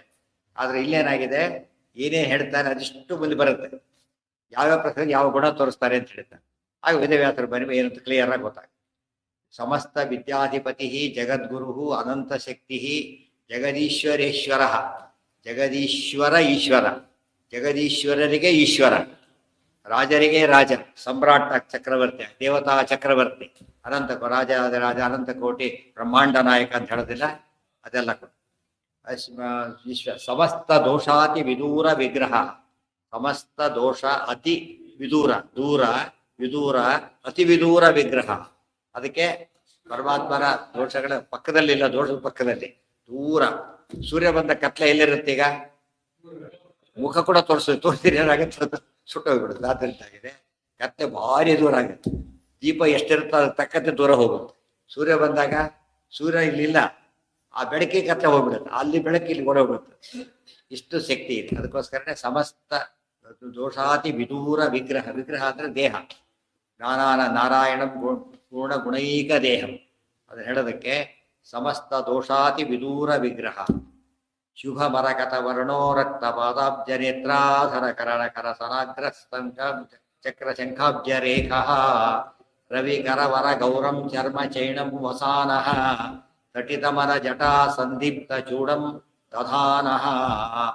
ಶುಭ ಮರಕತ ವರ್ಣ ಮರತಕ ವರ್ಣ ಎರಡು ಪಾಠನೂ ಇದೆ. ಮರಕತ ಮಣಿ ಮರತಕ ಮಣಿ ಎರಡು ಪಾಠನೂ ಇದೆ. ಅದು ಎರಡು ಹಾಕಿದೆ. ಶುಭ ಮರಕತ ವರ್ಣ ರಕ್ತ ಪಾದಾಬ್ಜ ನೇತ್ರ ಅಧರ ಕರ ನಖರ ಸನಾಗ್ರ ರಸನಾಗ್ರಹ ಚಕ್ರ ಶಂಖಾಬ್ಜ ರೇಖ ವೇದವ್ಯಾಸರು ಹೇಗಿದ್ದಾರೆ ಅಂತ ಹೇಗೆ ಚಿತ್ರ ಕೊಡ್ತಾರೆ. ರವಿ ಕರ ವರ ಗೌರಂ ಚರ್ಮ ಚ ಈಣಂ ವಸಾನಃ ತಟಿ ದಮನ ಜಟಾ ಸಂದೀಪ್ತ ಚೂಡಂ ದಧಾನಃ. ಶುಭ ಮರತಕ ಮರತಕ ಇಂದ್ರ ನೀಲಮಣಿ ಅಂದ್ರೆ ನೀಲವರ್ಣ. ವೇದವ್ಯಾಸರ ಬಣ್ಣ ಎಂತಂತ ರಾಮ ಕೃಷ್ಣ ಆಮೇಲೆ ವೇದವ್ಯಾಸರ ಎಲ್ಲ ರೂಪಗಳು ಏನಿವೆಲ್ಲ ನೀಲವರ್ಣದ ರೂಪಗಳು. ಅದಕ್ಕೆ ನೀಲದ ನೀರಭಾಸೆ ಎರಡು ಬಂದು ನೀಲದ ನೀರದ ನೀಲ. ನೀರದ ನೀಲ ಅಂದ್ರೆ ಏನು? ಅಲ್ಲ, ನೀರದ ನೀರ್ ಕೊಡೋದು ಅಂದ್ರೆ ಮೇಘ. ನೀರದ ನೀಲ ಮೇಘದಂತ ನೀಲ ಮೇಘಶ್ಯಾಮ ಅಂತ ಗೊತ್ತಾ. ನೀರದ ನೀಲ ಭಾಷೆ ಶಬ್ದಕ್ಕೆ ಕಪ್ಪು ಮೋಡದಂತಹ ಕಾಂತಿಯಿಂದ ಕೂಡಿದವರು ಅಂತ. ಅದಕ್ಕೆ ನೀಲವರ್ಣ. ನೀಲ ಶಬ್ದ ಸಂಸ್ಕೃತ ಎರಡರ್ಥ. ಬ್ಲೂ ಅಂತನೂ ಅರ್ಥ, ಬ್ಲಾಕ್ ಅಂತನೂ ಅರ್ಥ. ಪರಮಾತ್ಮನ ಬ್ಲಾಕ್ ಅದು ಯುನಿಕ್. ಅದು ಈ ರೀತಿ ಬ್ಲಾಕ್, ಆಫ್ರಿಕನ್ ಬ್ಲಾಕ್ ಅಲ್ಲ, ಆ ತರ ಬ್ಲಾಕ್ ಅಲ್ಲ ಪರಮಾತ್ಮ. ಆ ಬ್ಲಾಕ್ ಎಂಥದ್ದು ನೋಡಿ, ಭಾರಿ ಆಕರ್ಷಕವಾದಂತ ಕಲರ್. ಆ ಕಲರ್ ಅಂದ್ರೆ ಪ್ರತಿಯೊಂದು ಹೇಳ್ತಾ ಇನ್ನು ಹೇಳಿಲ್ಲ, ಅದನ್ನೇನು ಅಲ್ಲಿ ಬಂದಿಲ್ಲ. ರಕ್ತ ಪಾದ ಅಬ್ಜ ನೇತ್ರ ಅಧರ ಕರ ನಖರ ನಖ ರಸನಾಗ್ರಹ ಚಕ್ರ ಶಂಖಾಬ್ಜ ರೇಖ. ರಕ್ತ ಬಿಡಿಸ್ಬೇಕಿದ್ದ ಇಲ್ಲಿಗೆ ರಸನಾಗ್ರಹ ಅಲ್ಲಿ ಕಟ್ ಮಾಡ್ಬೇಕು. ಚಕ್ರ ಶಂಖಾಬ್ಜ ರೇಖ ಮುಂದಿನ ಪದ. ಅವರ ಕೈಯಲ್ಲಿ ಚಕ್ರ ಶಂಖ ಆ ರೂಪಕ್ಕೆ ಚಕ್ರ ಶಂಖಗಳಿಲ್ಲ, ಆದರೆ ಕೈಯಲ್ಲಿದೆ ಗುರುತು ಸಾಲಿಗ್ರಾಮ. ಅದಕ್ಕೇನೆ ಸಾಮುದ್ರಿಕ ಶಾಸ್ತ್ರ ಅಂತ ನೋಡ್ತಾರಲ್ಲ, ಫಸ್ಟ್ ಕ್ಲಾಸ್ ನೋಡಿದ್ರೆ ಸಿಗ್ತಾರೆ ನಿಮಗೆ. ತುಂಬಾ ಜನ ಮೋಸ, 90%. ಅವ್ರು ನಿಮಗೆ ಅನ್ಕೊಂಡೇ ಇರೋದಿಲ್ಲ. ಹೇಳಿದ್ರೆ ಹೌದಾ ಕರೆಕ್ಟ್ ಆಯ್ತಲ್ಲ, ಅಷ್ಟು ಕರೆಕ್ಟಾಗಿ ಹೇಳೋರು ನೋಡಿದ್ದೀನಿ ನಾನು. ತಿಳಿತಿಲ್ಲ ನೋಡಿ ಏನೇನಾಗುತ್ತೆ ಅಷ್ಟರಲ್ಲಿ ಭವಿಷ್ಯ ಈಗಿಂದ ಹಿಡಿದು ಮುಂದಿಂದೆಲ್ಲ ಹೇಳಕ್ಬಿಟ್ಟ. ಅಷ್ಟು ಸಾಮರ್ಥ್ಯ ಇರುತ್ತೆ. ಅದು ದೊಡ್ಡ ಶಾಸ್ತ್ರ. ಅದು ಸುಮ್ಮನೆ ಕಾಪಿ ಮಾಡಿ ಏನೋ ಹೇಳ್ತಿರ್ತಾರೆ ಅಷ್ಟೇ. ಸುಮ್ಮನೆ ಔಷಧಿ ಕೊಡೋದು ಬೇರೆ, ಡಾಕ್ಟರ್ ಆಗಿ ಕೊಡೋದು ಬೇರೆ, ಡಿಫ್ರೆನ್ಸ್ ಇರೋದಿಲ್ಲ. ಆ ಥರ ರಕ್ತ ಪಾದ ಅಬ್ಜ ನೇತ್ರ ಅಧರ ಕರ ನಖರ ರಸ ಆಮೇಲೆ ರಸನ ಅಗ್ರಹ. ಏನೇನು? ರಕ್ತ ಕೆಂಪಾದ, ರಕ್ತ ಕೆಂಪಾದ ಪಾದ. ಪಾದ ಹೇಗಿರ್ಬೇಕು? ಕೆಂಪಿರ್ಬೇಕು. ಆಮೇಲೆ ನಖ ಅಬ್ಜ ನೋಡಿ, ಮತ್ತೆ ಪಾದಾಬ್ಜ ಅಂತ ಕರೆದಿದ್ದರಿಂದ ಎರಡಾಯ್ತು. ಪಾದ ಕಮಲ. ಕಮಲ ಅಂತ ಎಲ್ಲಿ ಹೇಳ್ತಾರೆ? ಕಮಲದಲ್ಲಿ ಕಪ್ಪು ಕಮಲನೂ ಇದೆ. ಬರೀ ಕಮಲ ಅಂದ್ರೆ ಏನರ್ಥ? ಕೆಂಪು ಕಮಲ ಅಂತಾರೆ. ಬರೀ ಕಮಲ ಅಂದ್ರೆ ಕೆಂಪು ಕಮಲ ಅಂತಾರೆ. ಅದು ಬರೀ ಎಣ್ಣೆ ಅಂತ ಹೇಳಿದ್ರೆ ಎಣ್ಣೆ, ತೈಲ, ತಿಲ. ಎಳ್ಳೆಣ್ಣೆಗೆ ಎಣ್ಣೆ ಅಂತ ಕರೆಯೋದು. ಬೇರೆದಕ್ಕೆ ಏನಂತ ಕರಿಬೇಕು? ಸೇರಿಸ್ಬೇಕು. ಕಡಲೆಕಾಯಿ ಆದರೆ ಸೇರಿಸ್ಬೇಕು. ಬರೀ ತೈಲ ಅಂದ್ರೆ ಒಂದಕ್ಕೇನೆ. ಸೊ ಬರೀ ಕಮಲ ಅಂದ್ರೆ ಕೆಂಪು ಕಮಲ ಅಂತಾನೆ ಅರ್ಥ. ರಕ್ತ ಪಾದಾಬ್ಜ ನೇತ್ರ, ಅದಕ್ಕೆ ಅಗ್ರ ಅಂತ ಹೇಳಿದ್ದಾರೆ. ನೇತ್ರದ ತುದಿ ಹೇಗಿರ್ಬೇಕು? ಕಣ್ಣಿನ ತುದಿ ಕೆಂಪಿರ್ಬೇಕು. ಆಮೇಲೆ ಅಧರ ತುಟಿಗಳು ಹೇಗಿರ್ಬೇಕು? ಅದಕ್ಕೆ ನಚ್ಚೋದಿರಲ್ಲ. ಗೊತ್ತಾಯ್ತಾ? ಯಾಕೆ ಲಿಪ್ಸ್ಟಿಕ್ ಹಚ್ತಾರೆ ಅಂತ ಕೇಳಿದ್ರೆ ಕೆಂಪಿಲ್ಲ, ಕೆಂಪು ಕಾಂಡಕ್ಕೆ ಹಚ್ತಾರೆ. ಅದು ಹಚ್ಚಿದ್ರೆ ಉಪಯೋಗ ಇಲ್ಲ. ರೋಗರು ಬರುತ್ತೆ, ಅದು ಆರೋಗ್ಯನೂ ಅಲ್ಲ. ನ್ಯಾಚುರಲಿ ಕೆಂಪಿರ್ಬೇಕು. ನ್ಯಾಚುರಲಿ ಕೆಂಪಿದ್ರೆ ಲಕ್ಷಣ. ಅದು ಎಲ್ರಿಗೂ ಹಾಗಿರೋದಿಲ್ಲ. ಅದಿದ್ರೆ ಒಳ್ಳೆ ಲಕ್ಷಣ ಆಗ್ಬೋದು. ಯೋಗ್ಯತೆ ಭಾರಿ ದೊಡ್ಡದು ಅಂತ. ನಖರ ನಾವು ರೋಗ ಹುಡುಕ್ಬೇಕಾದ್ರೆ ಹುಡ್ಕೊಂಡು ನೋಡಿದ್ದೇವೆ ಅಷ್ಟೇನೆ.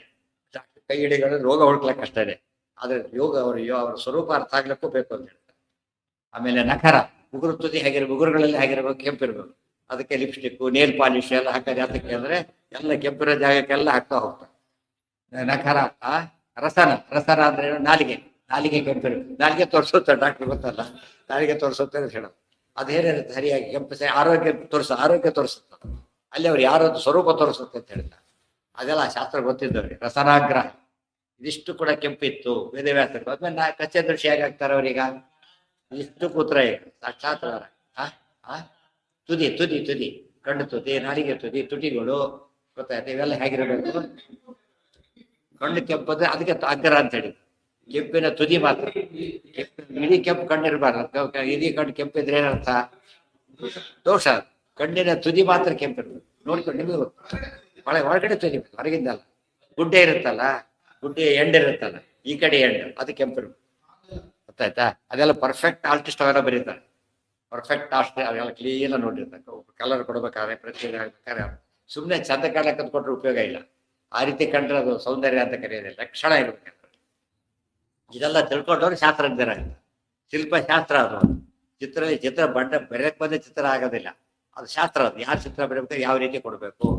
ಕಮಲನ ಕಪ್ಪ ಬರೆದ ಬಿಟ್ಟು ಏನಂತ, ಕಲರ್ ಡಾರ್ಕ್ ಕಲರ್ ಕೊಡ ಕಮಲ ಅಂತ ಕರೀತಾರೆ. ಕಮಲ ನೋಡೇ ಇಲ್ಲ ಅಂತ. ಅದು ಕೂಡ ನೀಲ ಕಮಲ ಈ ರೀತಿ ಕಪ್ಪು ಇರೋದಿಲ್ಲ, ಅದ್ರ ಕಪ್ಪೇ ಬೇರೆ.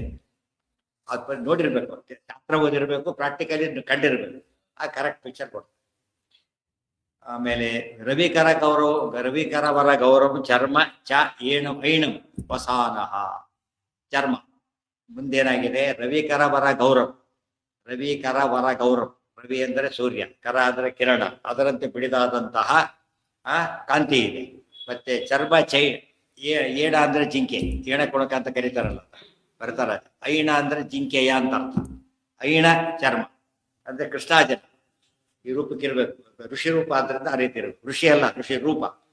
ಆಮೇಲೆ ವಸಾನಃ ಅದು ಧರಿಸಿರತಕ್ಕಂತಹ ತಟಿದಮಲ ಜಟಾ ಸಂದೀಪ್ತ ಚೂಡಂ ದಧಾನ. ಅವರ ಜಟೆ ಹೇಗಿದೆ ಅಂದ್ರೆ ತಟಿದಮಲ ಜಟಾ ತಟಿತ್ ಅಂದ್ರೆ ಮಿಂಚು.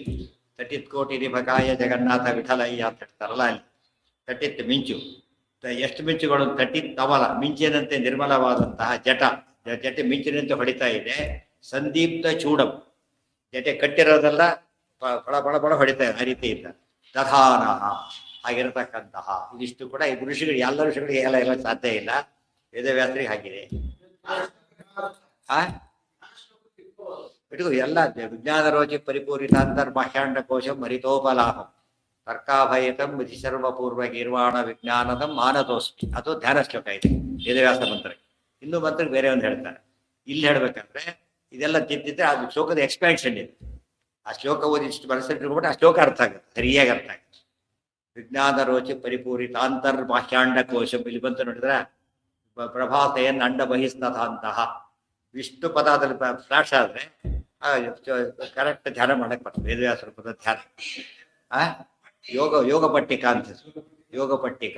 ಆ ರೀತಿ ಕುತ್ಕೊಂಡ್ರೆ ಅದು ಯೋಗ ಸಿದ್ಧಿ. ಅವ್ರಿಗೆ ಯಾಕೆ ಕೂತ್ರು ಅಷ್ಟೇ, ದೇವರಿಗೆ ನಮಗೆ ತೋರಿಸ್ತಾರೆ. ಆ ಪೊಸಿಷನ್ ನಲ್ಲಿ ಹೆಚ್ಚೊತ್ತು ಧ್ಯಾನ ಮಾಡಕ್ಕೆ ಸಾಧ್ಯ. ಗೊತ್ತಾಯ್ತಾ? ಧ್ಯಾನ ಮಾಡಲಿಕ್ಕೆ, ಪಾಠ ಪ್ರವಚನಕ್ಕೆ ಅದಿದ್ದು ಬಿಟ್ರೆ ತುಂಬಾ ಹೊತ್ತು ಹೇಳಕ್ ಬರುತ್ತೆ.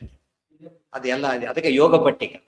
ಯೋಗಾಸನ ಹಾಕ್ಬೇಕಾದ್ರೆ ಅದು ಇದರಲ್ಲಿ ಸೇರಿಸೇ ಇಲ್ಲ ಇವ್ರು ಯಾರು ಕೂಡ. ಮತ್ತೆ ಕೂತ್ರೆ ಏನೂ ಆಗಲ್ಲ. ಮತ್ತೆ ಕೂತ್ರೆ ಕೂಡ್ಲಿಕ್ಕೆ ಆಗೋದಿಲ್ಲ. ಅಭ್ಯಾಸ ಆಗ್ತದೆ. ಮಕ್ಕಳು ಬಿದ್ದುಬಿಡ್ತಾರೆ. ನಿಧಾನಕ್ಕೆ ಅಭ್ಯಾಸ ಆಗತ್ತಲ್ಲ. ಇವೆಲ್ಲ ಓವರ್ ನೈಟ್ ಬರೋವಲ್ಲ. ಅದಕ್ಕೆ ಪ್ರಾಣಾಯಾಮ ಕೂಡ ನಿಧಾನ ಮಾಡಿ ಒಂದು ಫುಲ್ ಮಾಡಕ್ಕೆ ಹೋಗಿದ್ರೆ ಅಡಿಕಾಕ್ಷಸ್ ಆಗ್ಬಿಡುತ್ತೆ. ಯಾವುದಕ್ಕೆ? ರಕ್ತ ಅಂಬದು ಕಾಮನ್. ರಕ್ತ ಅಂದ್ರೆ ಕೆಂಪು. ಹೊಸ ಧರಿಸಿರತಕ್ಕ ಇದಕ್ಕೆ, ಅದಕ್ಕಲ್ಲ. ಚರ್ಮ ವಸಾನಃ, ಚರ್ಮ ಕೃಷ್ಣಾದಿನ ಹುಟ್ಟಿದ್ದಾರೆ, ಕೃಷ್ಣಾದಿನ ಧರಿಸಿದ್ದ. ಅದು ಹೊಸ ಧರಿಸಿರತಕ್ಕಂತಹ ಕಾಫಿ ಹಾಕಬಾರದು. ವೇದವ್ಯಾಸ ರೂಪ ಸನ್ಯಾಸಿ ರೂಪ ಅಲ್ಲ, ಸನ್ಯಾಸಿ ರೂಪ ಅಲ್ಲ. ಇವ್ರು ಎಲ್ಲ ಬಣ್ಣ ಹೊಡಿಬೇಕಷ್ಟೇ. ಯಾವುದು ಅದು ಪ್ರತಿಯೊಂದಕ್ಕೂ ಇದೆ. ಆಕ್ಚುಲಿ ನಿಜವಾದ ಪೇಂಟರ್ಸ್ ಅಂದ್ರೆ ಅವ್ರು ಫುಲ್ ಜ್ಞಾನ ಇರ್ತದೆ. ಇಲ್ಲಿ ಏನೇನು ಪೇಂಟ್ ಹಾಕ್ಬೇಕು, ಚಿತ್ರಕಲೆ ಹಾಗೋ ಇದು ಹಾಗೆ. ಇಲ್ಲಲ್ಲಿ ಯಾವ್ಯಾವ್ದು ಹೊಡಕ್ಕೆ ಬರೋದಿಲ್ಲ. ಹಾಲು ಹೊಡೆಯೋದು ಬೇರೆ, ಅಡಿಗೆ ಮನೆ ಹೊಡೆಯೋದು ಬೇರೆ, ಇದಕ್ಕೆ ಡ್ರಾಯಿಂಗ್ ಹೊಡೆಯೋದು ಬೇರೆ. ಅದೆಲ್ಲ ನೋಡಿದ್ರಾಗ ಹೊರಗಿಂದ ಬೇರೆ, ಒಳಗಿಂದ ಬೇರೆ. ಆರ್ಟ್ ಅದು. ಆಕ್ಚುಲಿ ಅವ್ರು ಚಾರ್ಜ್ ಜಾತಕ್ಕೆ ಮಾಡ್ತಾರೆ ಅಂದ್ರೆ ಆ ನಾಲೆಡ್ಜ್ ಚಾರ್ಜ್ ಮಾಡೋದು. ಇವರು ಇನ್ನೊಬ್ರು ಮಾಡ್ತಾರೆ ಅಂತ ಹೊಡ್ತಾರೆ. ಇವರು ಕೂಡ ನಾವೇನು ಕಡಿಮೆ ಅಂತ ನಾವು ಚಾರ್ಜ್ ಮಾಡ್ತೀವಿ. ಜ್ಞಾನಕ್ಕೆ ಕೊಡೋದಲ್ಲ ಕೊಡೋದು, ಅವ್ರಿಗೆ ನಾಲೆಡ್ಜ್ ಕೊಡೋದು. ಡಾಕ್ಟರ್ ನೋಡ್ತಾನೆ ಹೇಳ್ತಾರೆ, ಒಂದು ಸೆಕೆಂಡ್ ಹೇಳ್ಬಿಟ್ರೆ ಇವೇನು ದುಡ್ಡು ಕೊಡೋದು ಮಹಾ ಅಂತ ಹೇಳಿ. ಅವ್ರು ಡಾಕ್ಟರ್ ಎಕ್ಸ್ಪರ್ಟ್ ಇದ್ದಾರೆ, ನೋಡಿದ್ ಗೊತ್ತಾಗುತ್ತೆ. ಅವ್ರು ಇನ್ಫ್ಯಾಕ್ಟ್ ಎಷ್ಟು ಹೊಡಿತಾರೆ, ಟೈಮ್ ಹೊಡಿತು. ಆದ್ರೆ ರೋಗಕ್ಕೆ ವಾಸಿ ಆಗೋ ಚಾನ್ಸಸ್ ಜಾಸ್ತಿ ಆಯ್ತು ಬೇಗ ಗೊತ್ತಾಗಿದ್ದಕ್ಕೆ. ನೋಡೋದು ದುಡ್ಡು ಜಾಸ್ತಿ ಆಗುತ್ತೆ. ಬಟ್ ಎಲ್ಲ ಇಲ್ಲಿ ದುಡ್ಡು ಜಾಸ್ತಿ ಆಯ್ತು, ಓವರ್ ಆಲ್ ಭಾರಿ ಕಡಿಮೆ ಆಗ್ಬಿಡುತ್ತೆ. ಆ ರೀತಿ ಹೋಗಿದ್ರೆ ಏನಾಗ್ತಿತ್ತು? ತುಂಬಾ ಏನ್ ಮಾಡ್ತಾರೆ ಗೊತ್ತಾ, ಸುಮ್ಮನೆ ನಮ್ಮ ಥಿಂಕಿಂಗ್ ಅವೆಲ್ಲ ಸಾಮಾನ್ಯ ಆರ್ಡಿನರಿ ಕೊಟ್ಟು ಬಾಗಿಲು ಹಾಕ್ತಾ ಹಾಡಿದ್ರೆ ಶುರುವಾಯ್ತು ಹೊಡ ಬರ್ಲಿಕ್ಕೆ. ಮತ್ತೆ ಹಾಕಿ ಮತ್ತೆ ಹಾಕಿ ಒಂದ್ಸತಿ ಟೀಕ್ ಹಾಕ್ತಾ ಹೋಗೋದೇ ಇಲ್ಲ. ಓವರ್ ಆಲ್ ಏನಾಗತ್ತೆ ಅದು ಕೊನೆಗೆ ಚೀಪ್ ಆಗಿಬಿಡುತ್ತೆ ಮತ್ತು ಇನ್ವೆಸ್ಟ್ಮೆಂಟ್ ಜಾಸ್ತಿ, ರಿಸಲ್ಟ್ ವೈಸ್ ಏನಾಗತ್ತದ ಚೀಪ್ ಆಗಿಬಿಡುತ್ತೆ. ಪ್ರತಿಯೊಂದು ಇದು ಹಾಗೆ ಇದಾದ್ರೆ ಶ್ರೀಗಳು ತಗೋತಾನೆ ಇರ್ತಾನೆ, ಖರ್ಚು ಆಗ್ತಾರೆ, ಕೊನೆ ತೊಗೊಂಡಿರ್ತಾರೆ, ಅದೇ ತೊಗೊಂಡು ಇವರಿಗೂ ಇರ್ತಿತ್ತು ಅಂತ ಹೇಳ್ತಾರೆ. ಅದು ನಾವೇನ್ ಮಾಡ್ತೀವಿ ಆಗಿರೋದಿಲ್ಲ, ದುಡ್ಡು ಹೋಗ್ತಾ ಅದು ತಪ್ಪಾಯ್ತು. ಅದಕ್ಕೆ ಏನ್ ಮಾಡ್ತಾನೆ ಮಾಡಿದ್ರೆ ಒಳ್ಳೆ ರೀತಿ ಉತ್ತಮ ಕಲ್ಪ ಅಂತ ಏನೇ ಮಾಡಿದ್ರು ಕೂಡ ಉತ್ತಮ ಕಲ್ಪ ಮಾಡಿದಾಗ ಎಲ್ಲ ದೃಷ್ಟಿಯಿಂದ ಒಳ್ಳೇದು. ಸುಮ್ಮನೆ ಶೋಗ್ ಮಾಡೋದಲ್ಲ ಅದು. ಟೀಕೆಲ್ಲ ಶೋಗ್ ಮಾಡೋದಕ್ಕಿಂತ ಹೆಚ್ಚಾಗಿ ಮುಂದೆ ಎಷ್ಟೋ ಖರ್ಚು ಉಳಿಸ್ಬಿಡುತ್ತೆ. ಇಷ್ಟಾದ್ರೂ ಫ್ರೆಶ್ನೆಸ್ ಹೋಗೋದೇ ಇಲ್ಲ. ಸರಿಯಾಗಿ ನೋಡ್ಕೊಂಡಿದ್ರೆ ಅದು ಅಷ್ಟೇ ಹೊಸದಾಗಿ ಕಾಣಿಸ್ತಾ ಇದೆ. ನಾಳೆ ಸುಮ್ಮನೆ ವರ್ಣನೆ ಮುಗಿದಿಲ್ಲ ಅದು. ವೇದವ್ಯಾಸರ ಇದೆಲ್ಲ ಓದ್ ತತ್ವ ಸರಿಯಾಗಿ ಓದಿಬಿಟ್ರೆ ವೇದವ್ಯಾಸರ ಧ್ಯಾನ ಇದಕ್ಕೆಲ್ಲ ಭಾರಿ ಉಪಯೋಗ ಆಗುತ್ತೆ. ಏನ ಏನ ಏನ ಏನ ಕಟ್ಟಿರ್ತಾರೆ. ಜಟ ಕಟ್ಟಿದಾಗ ಏನಾಗುತ್ತದ, ಜಟ ಕಟ್ಟಿದಾಗ ಅದು ಕಟ್ಟಾಗಿ ಹೇಗೆ ಜುಟ್ಟು ಕಟ್ಟಿದ್ರೆ ಒಂದು ಶೇಪ್ ಬರುತ್ತಾ, ಒಂದು ಶೇಪ್ ಬರುತ್ತೆ. ಇಲ್ಲಿ ಕಟ್ಲಕ್ಕಾಗಲ್ಲ, ಹಿಂದೆ ಕಟ್ಟೋದ್ರೆ ಹಿಂದೆ ಕಟ್ಟಿಬಿಡ್ತಾರಲ್ಲ, ಮೇಲೆ ಕಟ್ಟಿದ್ರೆ ಅದು ಕರೆಕ್ಟ್ ಆಗಿ ಕೊಡುತ್ತೆ. ಅದು ಇಲ್ಲಿ ಭಾರ ಕೊಡ್ಬೇಕದು, ಗೊತ್ತಾಯ್ತಾ? ಆಗ ಅದು ತುಂಬಾ ಅನುಕೂಲ, ಆರೋಗ್ಯಕ್ಕೆ ಅನುಕೂಲ, ಚಿಂತನೆಗೂ ಅನುಕೂಲ. ಲಕ್ಷ್ಮೀ ಸಮೇತ. ಲಕ್ಷ್ಮಿ ಅಂದ್ರೆ ಏನು? ಅವರು ಯಾವ ರೂಪ ಜನರಲ್ಲಿ ಗೊತ್ತಿಲ್ಲದೆ ಹೋದಾಗ ಏನ್ ಬಿಡ್ತಾರೆ, ಅವ್ರ ಹೆಂಡತಿ ಅಂತಾರಲ್ಲ ಆತ. ಲಕ್ಷ್ಮೀ ರೂಪ ಜನರಲ್ ನೇಮ ಅಂತರಿಂದಾಗಿದೆ. ಲಕ್ಷ್ಮೀ ವೇದವ್ಯಾಸಾಯ ನಮಃ ಅಂತ ಲಕ್ಷ್ಮೀ ಹೈಗ್ರೀವಾಯ ನಮಃ ಹೇಳ್ತಾರೆ. ಅಂಬ್ರಣಿ ವೇದವ್ಯಾಸಾಯ ನಮಃ ಅಂತ ಹೇಳ್ತಾರೆ. ವೇದಕ್ಕೆ ಸಂಬಂಧಪಟ್ಟಿದ್ದು ಅಂಬ್ರಣಿ ರೂಪ ಅಂತ ಅದನ್ನ ಹೇಳ್ತಾರೆ. ಸಾಮಾನ್ಯವಾಗಿ ಎಲ್ಲದಕ್ಕೂ ನಿಮ್ಗೆ ಅಭಿಮಾನ ದೇವತೆ ಹೇಳೋದು ಗೊತ್ತಿಲ್ಲ, ನಿಯಾಮಕ ರೂಪಗಳು ಗೊತ್ತಿಲ್ಲ, ಏನ್ ಹೇಳ್ಬೇಕಾಗ ಭಾರತೀಯ ನೋಡಕ್ಕೆ ನಾರಾಯಣ ಅಂದ್ರೆ ಮುಗಿದೋಯ್ತು. ಸ್ಪೆಸಿಫಿಕ್ ಆಗಿ ಗೊತ್ತಿದ್ರೆ ಏನ್ ಮಾಡ್ಬೇಕಾಗ ಅನ್ನ, ಚಂದ್ರ, ಕೇಶ ಅದೆಲ್ಲ ಹೇಳುದು. ಹೇಳಿಲ್ಲ government land, general government land ಅಂತ ಯಾವ ಪರ್ಟಿಕ್ಯುಲರ್ ಡಿಪಾರ್ಟ್ಮೆಂಟ್ಗೆ ಅಂತ ಗೊತ್ತಿಲ್ಲ, ಅದು ಇನ್ವೆಸ್ಟಿಗೇಟ್ ಮಾಡಿ ಗೊತ್ತಾಗುತ್ತೆ. ತಾವು ನಮ್ಗೆ ಏನು ಗೊತ್ತಿಲ್ಲ ಹೋದ್ರೆ ಇಷ್ಟು ತಿಳ್ಕೊಬೇಡಿ ಅಂತ ಹೇಳಿ.